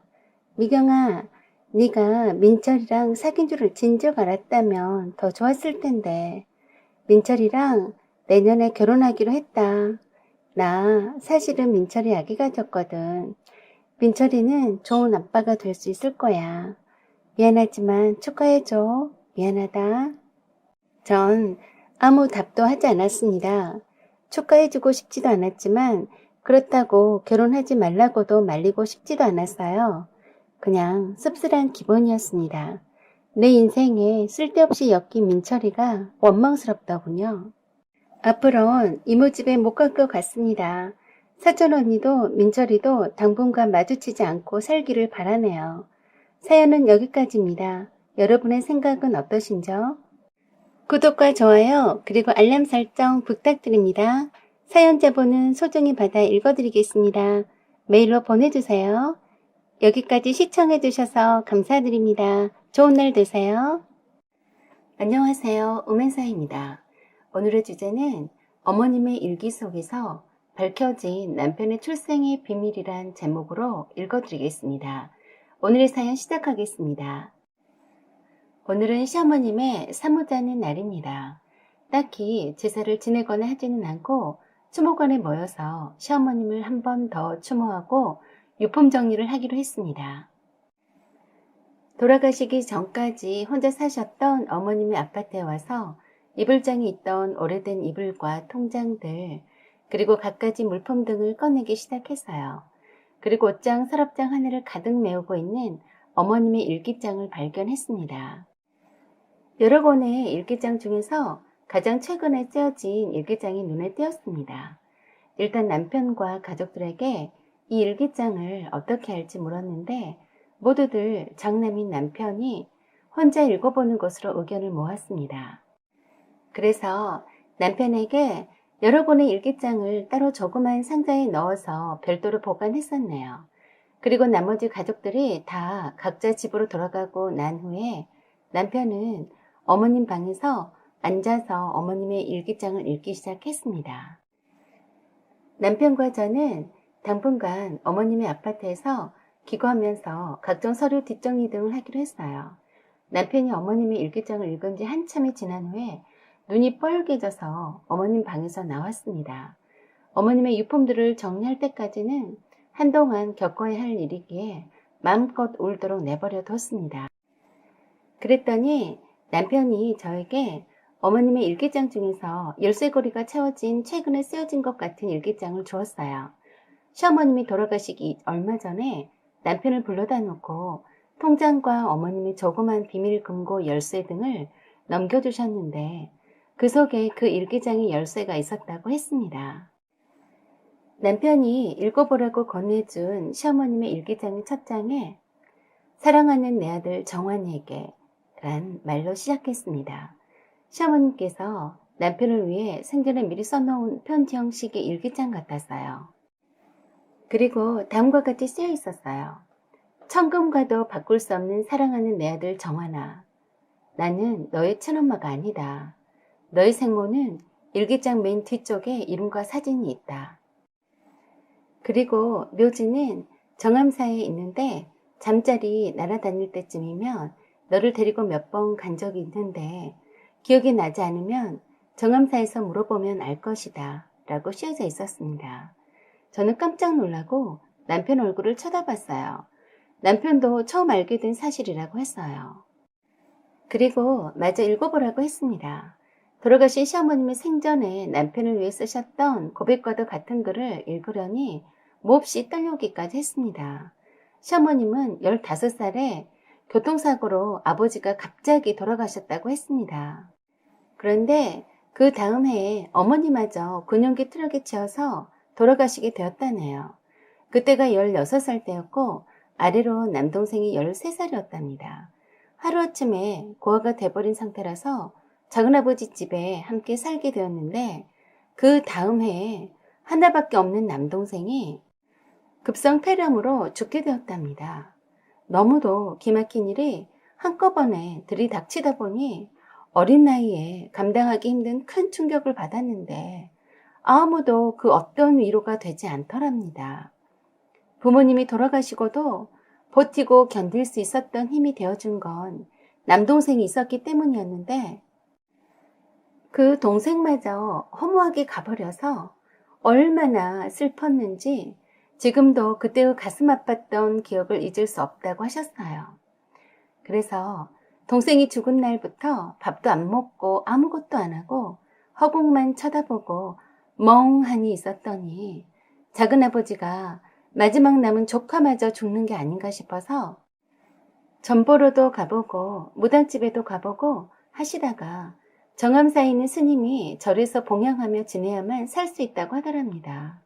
그래서 작은아버지가 정암사로 보내셨답니다. 고등학교는 따로 다니지 않고 검정고시로 대체하셨대요.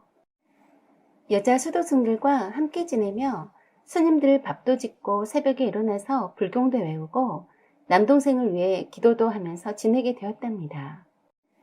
그러면서 차츰 마음이 안정이 되었고 정암사에서의 생활이 익숙해져 갈 때쯤에 시아버님을 만나시게 되었답니다. 고시 공부하는 학생이었는데 비구니도 아니고 수도승도 아닌데 아직 젊은 어린 처녀가 정암사의 허드렛 일을 다 도맡아 사는 걸 보고서 많이 안쓰러워 하셨대요. 오며 가며 자주 보는 얼굴이라서 서로 친해져서 시어머님이 정암사에 들어오게 된 사연을 듣고서 매우 마음 아파했답니다. 그때부터 고시 공부하러 왔던 시아버님이 친동생처럼 시어머님을 챙겨줬고 시어머님도 친오빠처럼 대하면서 고시 공부를 잘 할 수 있도록 100일 기도까지 하면서 심적으로 많이 의지했답니다.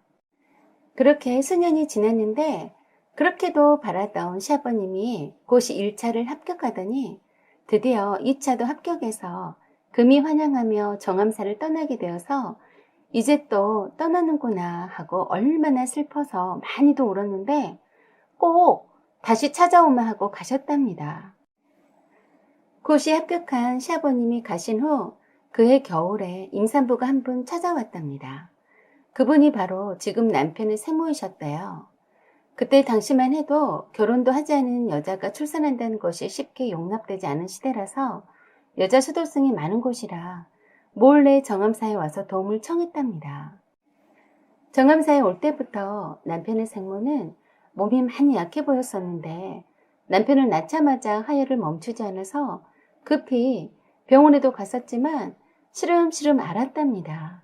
그 사이 갓난쟁이 아기인 지금의 남편을 위해서 스님과 함께 마을을 찾아다니며 젖동량을 하러 다녔답니다. 어서 빨리 산모가 몸이 나아져서 아기가 배부르게 젖을 잘 먹을 수 있기를 바랬었는데 결국 얼마 지나지 않아서 죽었답니다. 그날도 얼마나 슬펐는지 엉엉 울었다고 했습니다. 남아있는 아기 때문에 슬퍼서 울었다고 하셨어요. 아기가 자기 처지와 비슷한 것 같기도 하고 엄마 젖도 제대로 먹어보지도 못하고 이별하는 아기가 너무 불쌍했답니다. 다른 여자 스님들과 함께 열심히 젖돈량을 해가며 금이야 오기하며 귀하게 키우는데 스님들의 도움이 컸다고 했습니다. 그러면서 아기를 잘 키우게 해달라고 매일 기도를 올렸다고 했습니다. 그렇게 정신없는 나날을 보내고 있던 어느 날인가 정암사로 시아버님이 찾아왔답니다. 어린 처녀가 남의 아기를 키우느라 동분서주하는 걸 보면서 기가 막혀 하셨대요. 어찌나 그 어린 처녀가 아기를 애지중지하며 친자식 이상으로 애태우면서 키우는 걸 보고서는 감동받았다고 했습니다. 그러면서 한 번씩 올 때마다 아기를 함께 돌보곤 하면서 애틋한 감정이 싹트기 시작했답니다. 당시 시아버님은 정암사에 있는 아기를 돌보고 있는 시어머님이 마음이 많이 쓰이곤 해서 하루가 멀다 하고 찾아오곤 하셨대요. 그러다가 시어머님과 결혼을 결심하게 되셨다는데 고아에다가 남의 아기까지 키우고 있는 처자를 좋아할 시부모들은 없는 게 뻔한지라 한 가지 묘안을 생각해냈답니다. 다름이 아니라 아기를 친자식이라고 거짓말하고 시어머님과 결혼을 강행하셨답니다. 그러면서도 단 한 번도 남의 자식이라고 생각해 본 적도 없었고 친자식처럼 사랑하면서 키우노라고 말씀하셨습니다.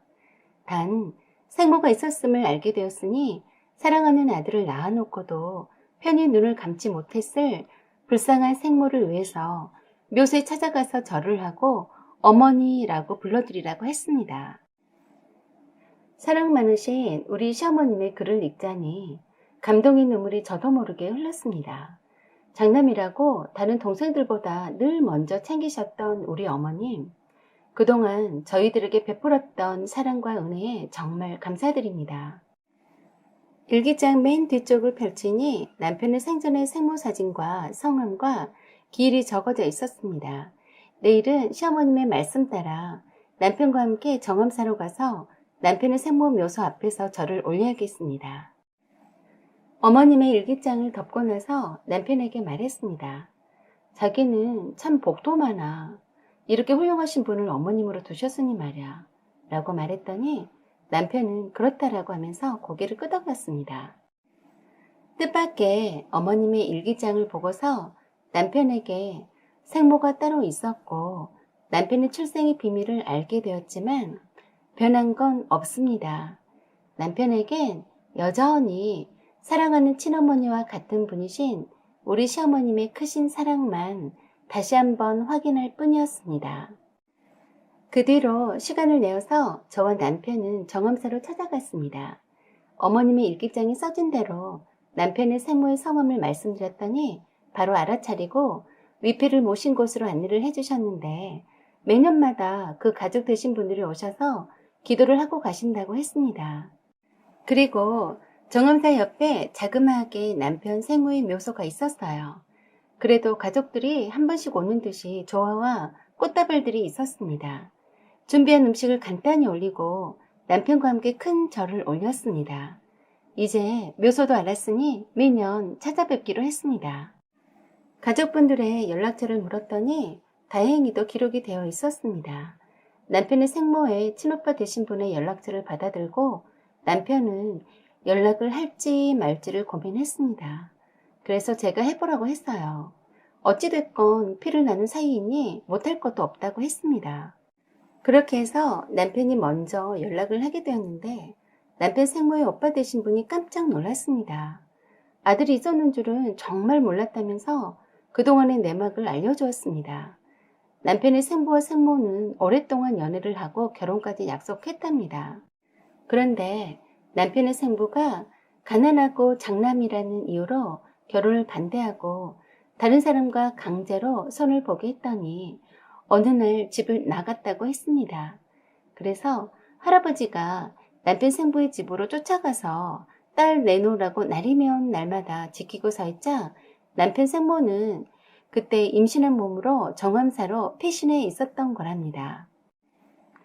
그때 남편 생모는 아무한테도 연락하지 말고 숨겨달라고 해서 아무도 연락하지 않아서 남편 생모가 죽었을 때에야 비로소 가족들에게 연락을 했는데 아기 낳다가 죽은 줄도 몰랐고 그전에도 몸이 조금 약했던 터라 병들어 죽는 줄 알았답니다. 알아보니 남편 생부도 이미 돌아가신 뒤였습니다. 이번 기회에 남편 생모와 생부도 누구인지 알게 되었고 남편 생모에 대한 안타까운 사연도 알게 되어서 마음이 아팠습니다. 이젠 저에게는 어머님이 두 분 계시네요. 사랑하는 나의 시어머님과 남편의 생모이신 어머님 두 분 다 하늘나라에서 평안하시길 빕니다. 저희는 행복하게 잘 살다가 나중에 하늘나라에서 뵙겠습니다. 사연은 여기까지입니다. 여러분의 생각과 의견을 힘이 되는 댓글로 남겨주세요. 구독과 좋아요 그리고 알림 설정 부탁드려요. 좋은 날 되세요. 안녕하세요. 오만사입니다. 오늘의 사연 시작하겠습니다. 저는 35살이고 모 공립대학교에 교직원으로 근무하고 있습니다. 위로는 오빠가 있고 저희 부모님 모두 다 돈 되는 사업이면 이것저것 하십니다.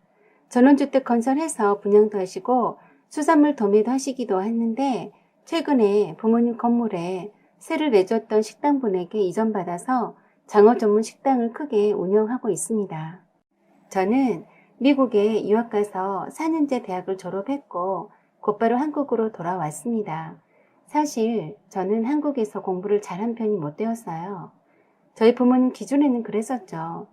경제적으로는 풍족했지만 공부에 별 취미가 없었던 나를 부모님께서는 늘 불만이시다가 결국 미국 유학을 가라고 권하셨었죠. 외국에서 혼자 적응해가기가 정말 힘들었는데 나름 많이 노력했었고 감당할 수 있었던 것은 한인 유학생 커뮤니티에서 만난 첫 번째 남친이었습니다. 그도 저처럼 좀 있다는 집 아들이었어요. 중소기업을 운영한다는 집의 외아들이었습니다. 저희는 순수하게 좋아했고 거리낌 없이 사랑했습니다. 가까운 친구들 앞에서 커플 반지 끼워주며 언약식도 할 만큼 친구들 사이에선 알아주게 화려한 연애를 했었어요. 우리가 연애를 하고 있다는 사실을 저희 부모님만 모르셨지 남친의 부모님은 알고 계셨어요. 남친의 부모님이 미국에 오셨을 때 실제 만나 뵈었었고 함께 시간도 보내기도 했는데 별 말씀이 없으셨기 때문에 저희들의 만남을 인정해 주신 줄 알았습니다. 그런데 그게 아니었네요. 어느 날 남친의 어머니가 저를 찾아와서 연애는 해도 좋으나 결혼은 허락할 수 없다고 경고하셨습니다. 사실 그때 남친과 결혼을 전제로 동거하고 있었거든요. 남친 어머니는 이상적인 며느리감으로는 제가 마음에 들지 않는다고 단도직입적으로 말씀하셨고 좋은 며느리감이 줄을 섰다면서 알아서 처신하라고 했어요. 만일 제가 고집을 피운다면 한국에 있는 저희 부모님께 동거 사실을 알릴 거라고 하고 남친의 경제적 지원을 단번에 끊어버리겠다고 하셨어요. 그렇게 좋아 죽고 못 살던 남친은 자기 부모님의 반대에 쉽게도 무릎 꿇었어요. 먼저 헤어지는 게 서로 좋은 것 같다고 말했습니다. 저는 미국에서 좀 더 터전을 잡고 싶었는데 충격받아서 한국으로 도망치듯이 돌아왔습니다. 영원할 줄만 알았던 남친과의 관계가 남친 부모님의 반대에 부딪힐 줄은 꿈에도 생각지 못했기 때문에 자존감도 많이 떨어지고 우울해서 힘들었었습니다. 미국에서 돌아온 제가 말수도 적고 특별히 하는 일 없이 방콕하다가 여행을 다니며 이리저리 돌아다니며 시간을 허비한다고 생각하신 저희 부모님이 이래저래 간섭이 심해졌습니다. 그래서 지금에 있는 국립대학 교직원으로 있으면서 혼자 독립했습니다. 제가 서른이 넘어가도록 만나는 사람이 없는 것 같으니 어머니가 조급해하시며 선보라고 강요하셨어요. 전부 사자 돌림이더라고요.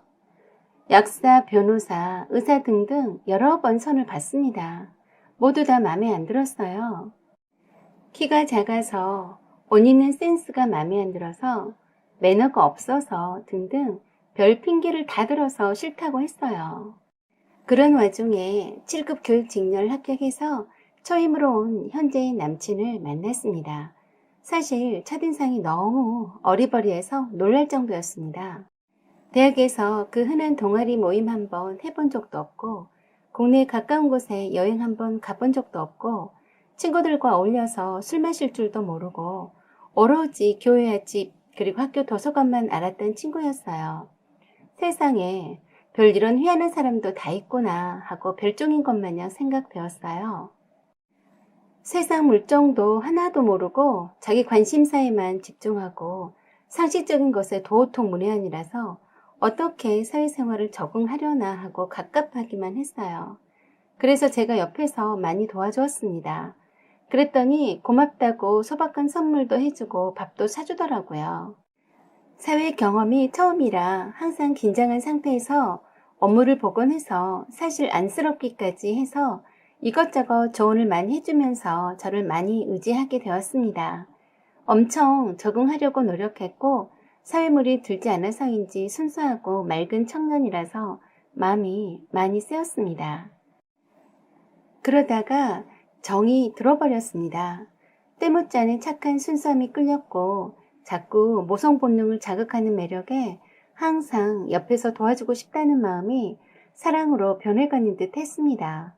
이런 사람이라면 절대 배신하거나 신의를 저버리는 짓은 하지 않을 것 같다는 생각이 들었고 좋은 여자를 만나야 될 텐데 라고 뜬금없는 걱정까지 하게 되더군요. 그러다가 다른 신도시로 발령이 나게 되어서 매일 보지 못하게 되었는데 우린 매일처럼 서로 전화를 붙들고 그날그날 또 새로운 환경에서 열심히 적응해가는 얘기를 들어가며 통화했습니다. 그리고 자동차가 없는 그 친구를 배려해서 직접 찾아가서 만났고 함께 시간들을 보냈습니다. 그쯤 되면 정식으로 사귀자고 할 법도 하건만 그 친구는 그런 경험이 전무해서 소맥같이 그런 말도 할 줄 모르는 것 같아서 그냥 제가 사귀자고 했어요. 제가 그 친구보다 5살 연상 누나입니다. 그는 오히려 얼굴 빨개지면서 그러고 싶었는데 말을 못했다면서 수줍어하기까지 했는데 저는 그 모습이 너무 귀여웠습니다.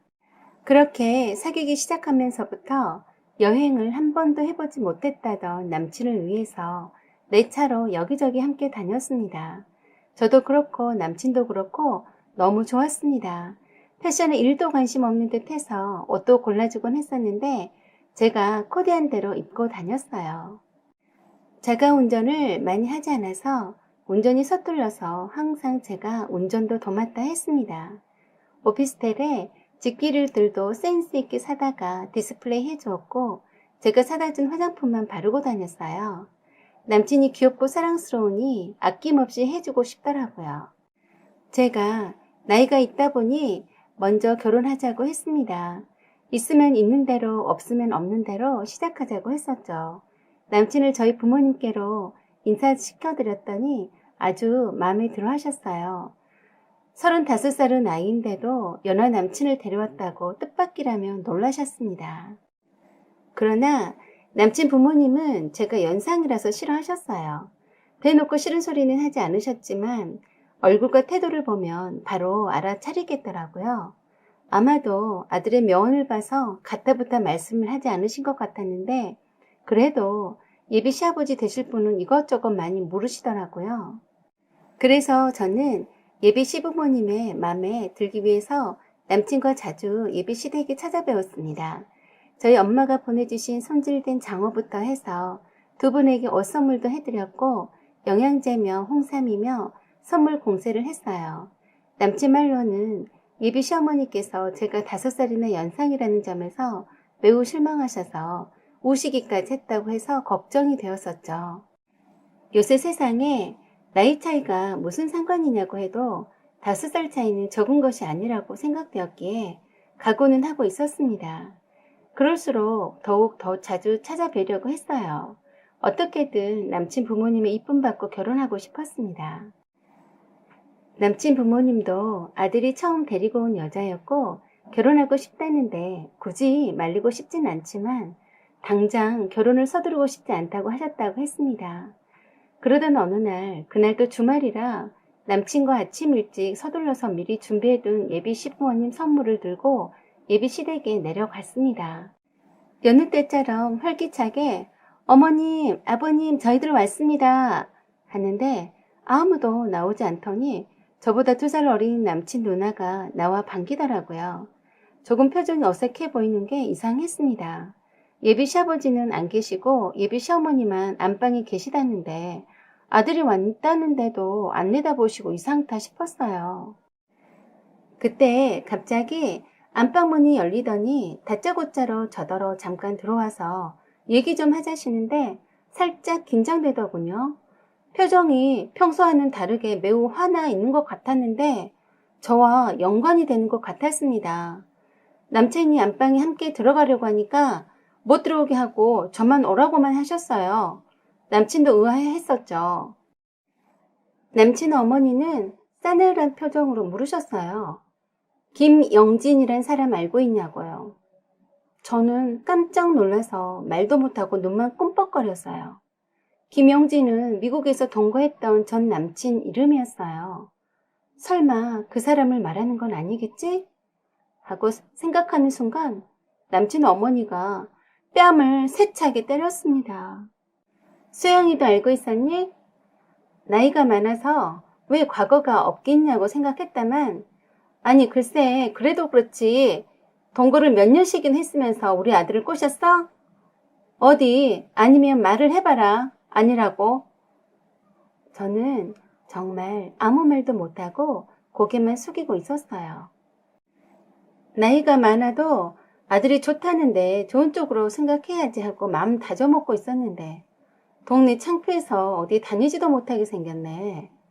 남친 어머니 경찰 기물이 나갔다가 예비 며느리가 연상이라며 걱정하며 푸념하자 얼마나 인물이 좋았으면 아들이 연상을 좋아하겠냐며 사진 좀 보여달라길래 보여주었는데 동창 중 한 분이 기겁을 했답니다.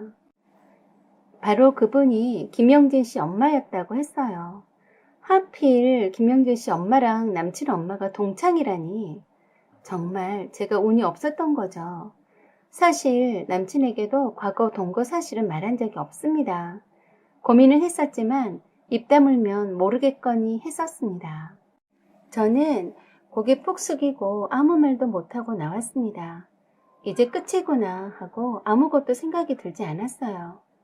남친은 그런 나를 쫓아 나와서 왜 그러냐고 다그치길래 어차피 알게 될 사실이니 속 시원히 과거 미국에서의 전남친과 동거 사실을 말해주었어요.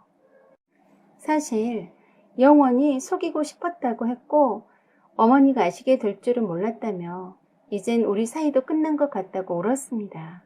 남친은 한참을 말없이 있더니 그렇지만 지금은 나를 사랑하잖아요. 나 이외에 다른 남자는 없는 거 맞죠? 그래서 그렇다라고 고개를 끄덕였습니다. 그랬더니 그러면 된 거라며 아무것도 달라질 것은 없다면서 집에 가서 기다리라고 했습니다. 그러더니 며칠이 지나도 남친에게 연락이 없었습니다. 이렇게 헤어지는구나 생각했습니다. 그리고 드디어 연락이 왔는데 뜻밖에도 상견례를 앞당기자고 했어요. 끝까지 결혼을 반대하면 따로 결혼식을 올리겠다고 했더니 마지못해 반승낙하신 상태라서 빨리 밀어붙여야겠다고 했습니다. 그렇게 해서 상견례에 억지로 나오신 남친 부모님은 무표정한 표정으로 웃지도 않으셨고 저는 죄인처럼 안절부절 못하고 있었습니다. 저희 부모님도 분위기를 파악하고 심상치 않다는 것을 알아차리신 듯 눈치만 살피고 계시더군요. 그때까지도 저희 부모님께서는 미국에서 전 남친과 동거 사실을 모르고 계셨어요. 형식적인 인사말만 오고 간 뒤에 저희 엄마가 구체적인 결혼 절차에 대해 말을 꺼내셨어요. 그랬더니 남친 어머니가 그러시더군요. 원래는 결혼을 이렇게 서두를 생각이 없어서 아무것도 준비된 게 없습니다. 그렇다는 것만 염두에 두시고 최소한 간소하게 하고 싶습니다. 하고 의외의 말씀을 하셔서 놀랐는데 아니나 다를까. 신혼집은 원래 남자 쪽에서 해와야 하는 거지만 아시다시피 취업한 지 얼마 안 되어서 모아놓은 돈도 없으니 그쪽에서 서두르셨으니 아쉬운 대로 신혼집 장만은 그쪽에서 해주시면 좋겠습니다. 하고 얼굴색 하나 변하지 않고 말씀하시더라고요. 그 말에 모두들 깜짝 놀랐어요. 연이어서 미국 유학 보낼 만큼 부유하다고 하시니까 단도직입적으로 34편 포스코 더 샵으로 가격이 9억 3천 정도 하던데 그걸로 준비해 주시면 따로 예단 예물을 생략하기로 하죠. 저는 아들 몸뚱아리만 보내겠습니다. 억울하시다 생각되시면 결혼 물리시면 됩니다. 남친 어머니가 작정한 듯이 완전 굳은 표정으로 또박또박 말씀하시는데 저는 간이 콩얼만해졌습니다. 남친은 자기 엄마한테 왜 그러냐고 눈치 주고 안절부절 못하고 있었고요. 그래서 저희 엄마가 말씀하셨어요. 혹시 이 결혼이 마음에 안 드시는데 아드님 때문에 억지로 나오셨냐고요. 그랬더니 남친 엄마가 저희 엄마를 똑바로 쳐다보면서 하시는 말씀이 그쪽 같으면 며느리 될 아가씨가 5살이나 연상인데다가 수년 동안 다른 남자랑 동거한 사실을 깜찍하게 숨기고 아들한테 접근했다면 그래도 어여 결혼하라고 떠미실 건가요? 그렇게까지 결혼하고 싶어 안달인 쪽에서 신혼집과 결혼비용 다 대고 하고 싶으면 하셔야죠. 그러자 그 말을 들은 저희 부모님이 들고 일어나서 무슨 망발이냐며 테이블을 치고 뚜껑 열렸습니다. 남친도 자기 엄마를 제재시켰고요. 이미 엎어진 물이었어요. 남친 엄마는 더 큰 소리로 저희 부모님께 당당하게 말씀하셨습니다. 저는 우리 아들이 과거가 있어도 좋다고 한다니까 어쩔 수 없이 결혼하라고 했지만 사실 해도 그만 안 해도 그만입니다. 단 하시려면 따님 포장 잘해서 보내세요. 하시고는 상견례장을 나와버리셨습니다. 뒤따라서 남친 아버지도 헛기침만 하시고는 인사만 하고 나와버리셨고요. 저희 부모님은 어이없어 하고 저를 쳐다보는데 쥐구멍이라도 숨고 싶었습니다. 세상에 태어나 이런 수모를 당해본 적이 없으셨을 텐데 딸 때문에 별일을 다 당해보셨으니 고개를 쳐들 수가 없었어요. 이렇게 해서 어이없이 상견례장에서 딸의 동거 사실을 알게 된 엄마는 오히려 화를 내지 않으셨습니다. 그리고 저에게 부모가 반대하는 결혼을 하게 되면 절대 안 되는 법이라고 타일렀습니다. 남친은 다시 들어와서 꼭 설득해서 결혼하고 싶다고 하면서 저희 부모님께 남친 부모님이 무례하게 한 점 사과드린다고 고개 숙였습니다. 하지만 저희 부모님은 이 결혼은 안 된다고 하시면서 여기서 그냥 끝내자고 하셨습니다. 남친은 아무 말도 못하고 그냥 서 있었고 저도 더 이상 뭐라 말할 수 없었지만 사실 남친과는 헤어지고 싶지 않습니다. 하지만 남친 어머님이 저래도 싫어하시니 무시하고 결혼한다는들 행복할지도 의문이 드네요. 일단 저희 부모님 말씀대로 결혼은 보류하고 좀 더 지켜본 뒤에 생각해봐도 될 듯 싶습니다. 사연은 여기까지입니다. 구독과 좋아요 그리고 알림 설정 부탁드립니다. 여기까지 시청해주셔서 감사드립니다. 좋은 날 되세요. 안녕하세요. 우반사입니다. 오늘은 아빠도 병원을 데리고 가지 않겠다던 남편 그대로 해주었어요. 꽃이다 라는 내용입니다. 오늘의 사연 시작하겠습니다. 저는 50대 중반에 딸들 가진 엄마입니다. 제 남편에 관한 얘기를 하려고 합니다. 제 남편은 하던 일을 그만두고 집에 그냥 있습니다. 주식을 한 것 같은데 방구석 자기 방에서 하루 종일 틀어박혀서 나오질 않았습니다. 무엇을 하고 있는지는 모르겠지만 일단 하루 종일 눈에 보이지 않으니 그런 대로 괜찮았습니다. 어느 날 갑자기 다니던 회사를 아무런 말도 없이 그만두더니 1년째 백수로 집에서 놀고 있어요. 생활비는 못 주겠다고 아주 당당히 말하더군요. 남이 들으면 얼마나 생활비 잘 내놨던 것처럼 말하고 있네. 웃겨 라고 생각했어요. 나이 들수록 재수없고 모질이가 되어갔는데 이런 남편을 폐기 처분하는 곳이 있으면 당장이라도 가져다 버리고 싶네요. 저도 퇴직한 지 얼마 되지 않았던 터라 퇴직금을 염두에 두고 하는 말이었어요. 어차피 저도 직장 생활을 오랜 동안 해왔던 터라 남편 생활비에 연연하지 않습니다. 생활비 반반으로 나누자고 했지만 생활비를 준 적이 없었어요. 이 핑계 저 핑계 대고 주지 않았었죠. 처음 겪은 일이 아니라서 기가 막혔지만 그러라고 했어요. 이젠 아주 자주 겪다 보니 지겹기만 했습니다. 원래도 이렇게 추잡스러운 말을 한 적이 많았기 때문이었죠. 그런데 거기에다가 한마디 더 하더군요. 혹시 앞으로 병원 갈 일 있어도 저를 데리고 가지 않겠다고 했습니다. 뜬금없이 병원 타령이길래 왜 병원에 데려다 주지 않는다고 하냐고 물었더니 자기한텐 돈이 없으니 돈 아까워서 아파도 병원비 못 대준다고 하더라고요. 그런데 전 한 번도 남편 돈으로 병원에 가서 진료 받은 적이 없었습니다. 새삼 그런 말을 할 필요도 없었는데 그런 쓸데없는 말로 사람 질리게 하네요. 미리 말해주니 만일 몸이 아프거든 제 돈으로 알아서 병원으로 찾아가든지 치료를 하든지 마음대로 하고 자기한테는 눈꼽만큼도 기댈 생각을 말라고 했습니다. 참 말하는 수준하며 생각하는 수준이 나이를 먹어도 변치 않더군요. 그러면서 본인도 만일 아프면 병원에 가지 않고 산속에 들어가 혼자 요양하든지 하다가 조용히 죽겠다고 했습니다. 남이 들으면 싸우다가 어거지로 홧김에 하는 소리처럼 들릴지도 모르겠지만 어이없게도 맨정신에 그런 말들을 늘어놓았습니다. 그동안 생활비를 받아 써본 적이 없었어요. 다만 생활비 명목으로 제 신용카드 하나를 결제를 해주었는데 그마저 못해주겠다는 말이었죠.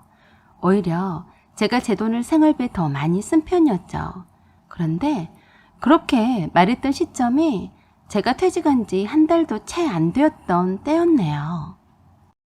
사실 막상 일찌감치 퇴직을 하고 보니 여러모로 우울했었어요. 여행도 다니고 싶었고 못 만났던 친구들을 만나려고 계획도 했었네요. 아마 그런 저를 보면서 돈도 못 벌면서 친구들이나 만나고 다니면서 펑펑 돈을 쓸까 봐서 노심초사한 모양이었습니다. 그동안 제가 돈을 벌어오니까 기대고 잘 살았었는데 행여라도 남편한테 빌붙어서 살까봐 걱정이 이만저만이 아니었나 봅니다. 혹여라도 제가 당장 아파서 쓰러지는 날엔 어김없이 아까운 자기 돈을 써야 할지도 모르는 불안감에 휩싸여서 미리 말해서 못을 박는 거였습니다. 남편은 늘 그랬어요. 조금은 비정상적인 면이 없지 않아 있어 보였습니다. 그래서 제가 걱정하지 말라고 했었죠.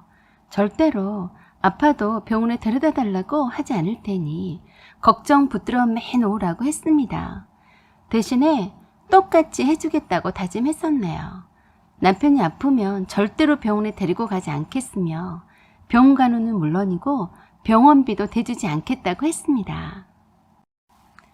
그동안 제 신용카드로 마트에 가서 장 본 것이나 겨우 결제를 해줬고 제가 개인적으로 따로 쓴 것은 빼고 계산해서 입금해줬던 사람입니다.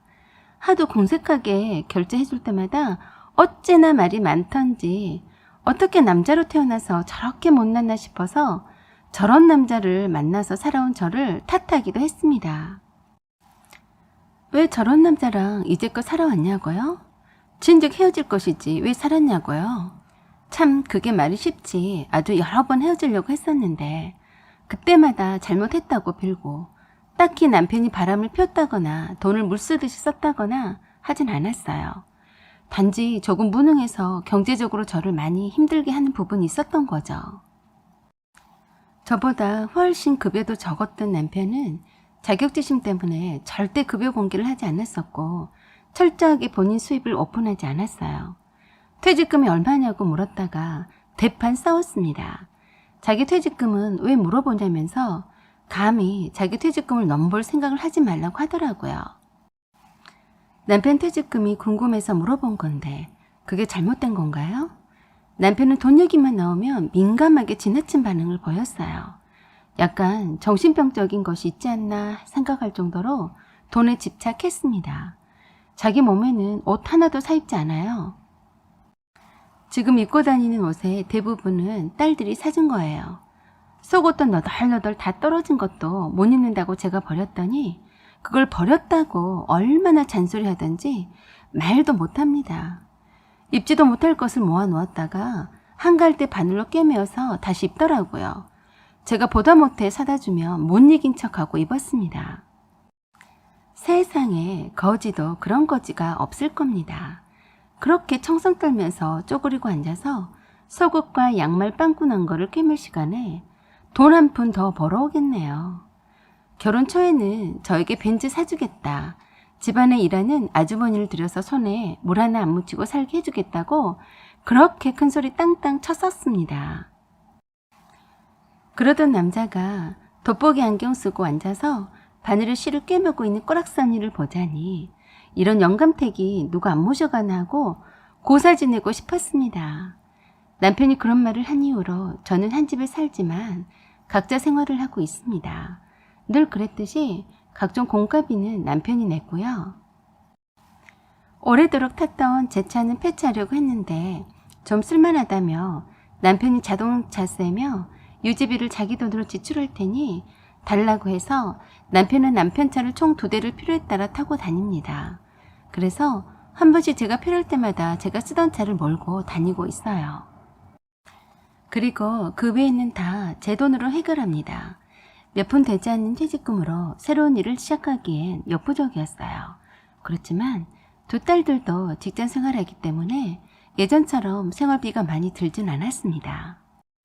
문제는 줄일 수 없는 식비인데 일주일에 한 번씩 마트에서 장을 봤었는데 2주일에 한 번이나 3주일에 한 번 정도 보고 있어요.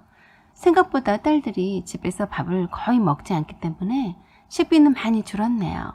물론 남편 밥은 안 차립니다. 자기가 알아서 먹든지 말든지 알아서 하라고 내버려둡니다. 상당히 편해졌고요. 제가 누구를 만나던 말던 간섭을 하지 않아서 정말 좋았습니다. 거지 같던 남편이 제가 장을 봐온 라면이나 참치나 햄 그리고 통조림 등을 한 번씩 삥땅 쳐서 몰래 훔쳐먹곤 해도 모른 척 아량 있게 봐줍니다. 적어도 난 너랑 다른 부류니까 봐준다. 모질이야. 어쩌다 주말에 딸들하고 고기 구워 먹을 때 저는 한 집에 있는 남편을 부르지 않았습니다. 딸들이 방구석에 처박혀 있는 남편을 예의상 불러주면 예의 바르게도 안 먹는다고 해줬습니다. 한 상에서 밥을 함께 먹지 않았습니다. 얼마나 편한지 모르겠네요. 배고프면 주방에 몰래 나와서 우리가 먹다 남은 반찬을 그릇에 쓸어 담고 후다닥 자기 방에 들어가서 후딱 먹고 빈 그릇을 설거지도 하지 않고 개수대에 던져놔도 그 정도는 눈 감아줍니다. 하도 불쌍한 티를 팍팍 내며 한 집에서 왔다 갔다 하니까 딸들이 한 번씩 먹을 것을 사다가 방에 넣어줍니다. 그리고 이런 상황을 이해한다면서도 아빠를 불쌍히 생각하더라고요. 행색이 딱 봐도 거짓골에다 초라하기 그지없어서 딸들의 동정심을 사기 아주 충분했거든요. 그래서인지 엄청 딸들이 남편을 챙기는 눈치였습니다. 옷도 사다 주고 빵꾸난 양말 신지 말라고 양말도 사다 주곤 했습니다. 요새 80대 중반인 시어머니께서 자주 편찮으셔서 병원 출입이 잦은 관계로 병원비가 꽤 나왔었어요. 거기에다가 건강하시던 아버님까지 병원 출입을 하시게 되니까 병원비만 해서 상당했었나 봅니다. 시누이가 저에게 전화해서 병원비를 똑같이 나눠서 십시일반 내자고 했습니다. 그러자 제가 남편에게 직접 말하라고 했더니 부부는 일심동체인데 왜 따로 말하냐고 했습니다. 그래서 이제껏 한 번도 생활비 받아 써본 적이 없었는데 병원비 낼 돈이 있겠나? 그래서 오빠한테 직접 말하는 편이 좋겠다고 한 거네. 라고 했습니다. 그리고는 앞으로 돈 얘기는 오빠하고 하라고 했습니다. 시누이는 그동안 남편이 생활비 한 번도 주지 않고 공짜로 살아온 걸 눈치챘으면서도 모르는 척 하면서 저한테서 병원비를 뜯어낼 생각을 했던 거였어요. 그래서 말 나온 김에 확실히 하고 싶어서 남편이 내가 퇴직한 뒤론 단 한 푼도 생활비를 지원하지 않는다고 했습니다. 그리고 남편이 했던 말을 그대로 해줬습니다. 그래서 혹시라도 오빠가 병원에 갈 일이 있더라도 병원비며 병간호를 일체 하지 않을 거라고 했습니다. 신우는 절대 믿지 못할 말이라고 하더군요. 믿건 말건 사실이니 그리 알라고만 했는데 퇴직했으니 별다른 일이 없으면 시어머니와 아버님이 두 분 다 병원에 입원해 계시니 돌아가며 병간호 하자고 했어요. 그래서 제가 내 말 허투루 듣지 말라고 했습니다. 남편이 먼저 병간호든 병원 출입이든지 간에 하지 않겠다고 선언했고 거기에 동의했으니 시부모라 한들 마찬가지라고 했습니다. 놀고 자빠져 있는 아들 놔두고 왜 며느리가 병간호를 하냐고 했었네요. 저는 생활비 벌러 다녀야 해서 바쁘다고 하고 전화 끊었습니다. 오랫동안 무능한 남편 때문에 생활비 한 번 제대로 받아보지 못한 것을 다 알고 있었으면서도 모른 척하는 시누이가 정말 웃겼네요. 다른 일로는 남편한테 하루가 멀다 하고 전화해서 이런저런 흉을 다 보면서 유독 돈에 관한 얘기나 병간호를 옳게 얘기하다니 정말 얄미웠습니다. 아무튼 저는 시부모님의 병문안을 두 딸들하고 주말에 간 것 말고는 병원에 일체 가지 않았습니다.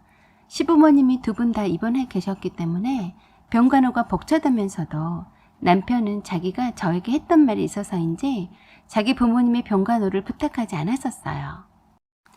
그런데 양쪽의 부모님을 병간호하기엔 신우이와 남편이 너무 힘이 들기도 했고 신우이가 힘들다며 죽는 소리 하면서 올케가 와서 도와줘야 하는 것 아니냐며 난리 치는 바람에 하는 수 없이 저에게 도움을 요청했었습니다. 남편은 자기 맘대로 자기가 했던 말을 처리한다고 했습니다. 저는 한 번 간 버스는 다시는 붙잡을 수는 없는 거라며 단번에 거절했어요.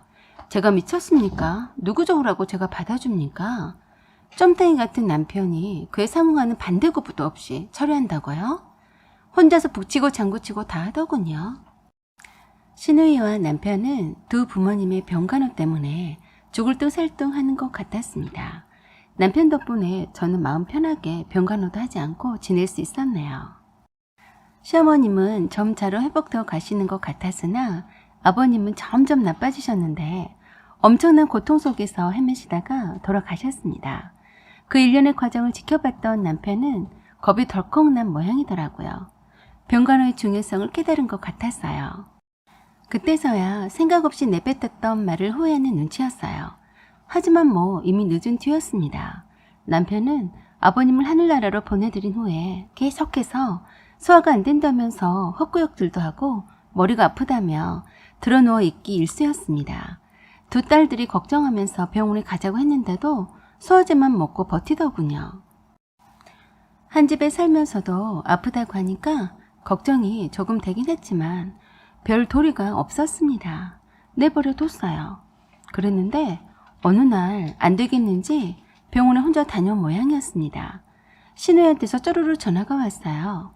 남편이 암이라면서 이미 진행이 많이 되어서 큰 병원으로 가서 수술을 받아야 한다고 했습니다. 아마도 직접 말 못하고 신우이를 통해서 전한 것 같아 보였습니다. 신우이가 울면서 전하는 말이 구구절절하니 꽤나 슬프게도 들렸어요. 오래 못 살 것 같다고요? 그러니 올케가 오빠를 데리고 병원에 다녀오라고요. 내가 미쳤니? 가고 싶으면 혼자 가라 해라 라고 생각했습니다. 그래서 제가 그랬네요.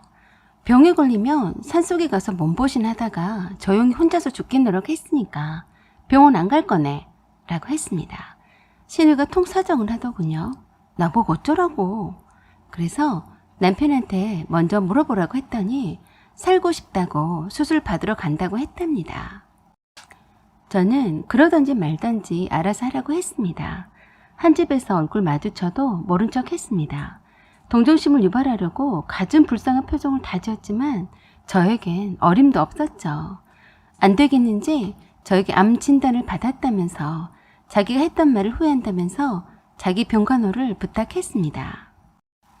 아쉬울 때만 손을 내미는 남편, 정남이 떨어집니다. 남편이 암 진단을 받았다면서 세상 하늘이 무너진 듯이 말하더군요. 그래서 제가 말했습니다. 참 안 됐네. 산속에 들어가서 조용히 죽을 용기는 안 나나 보네. 병원에 가서 수술 잘하고 살아서 돌아오면 그때 가서 다시 생각해 볼게. 저는 끝까지 남편 병간호를 하지 않았습니다. 신우는 남편이 저에게 지독하다고 하더군요. 그래서 제가 다시 말했습니다. 지독하게 말한 건 너였단 걸 잊지 마. 난 네가 했던 말 그대로 하고 있는데 무슨 불만이야? 어이없네 라고 했습니다. 남편이 암을 이겨내든지 말든지 자기 알아서 할 소관이네요. 함부로 말을 짓거리더니 자기 발등을 찍는 꼴이 되었습니다. 저는 남편과 자식까지 낳고 함께 산 것을 매우 후회했습니다. 남편의 DNA가 그대로 자식에게 유전될 텐데 아들이 아니라 그나마 딸이라 다행이라고 생각했습니다. 앞으로도 남편이 했던 말 그대로 돌려주려고 합니다. 암 투병하다가 못 견디게 되면 알아서 산속으로 들어가 혼자서 조용히 요양하다가 죽는지 두고 볼 참입니다. 사연은 여기까지입니다. 여러분의 생각과 의견을 댓글로 달아주세요. 구독 꼭 눌러주시고 좋아요 그리고 알림 설정 부탁드립니다. 여기까지 시청해주셔서 감사드립니다. 항상 좋은 날 되세요.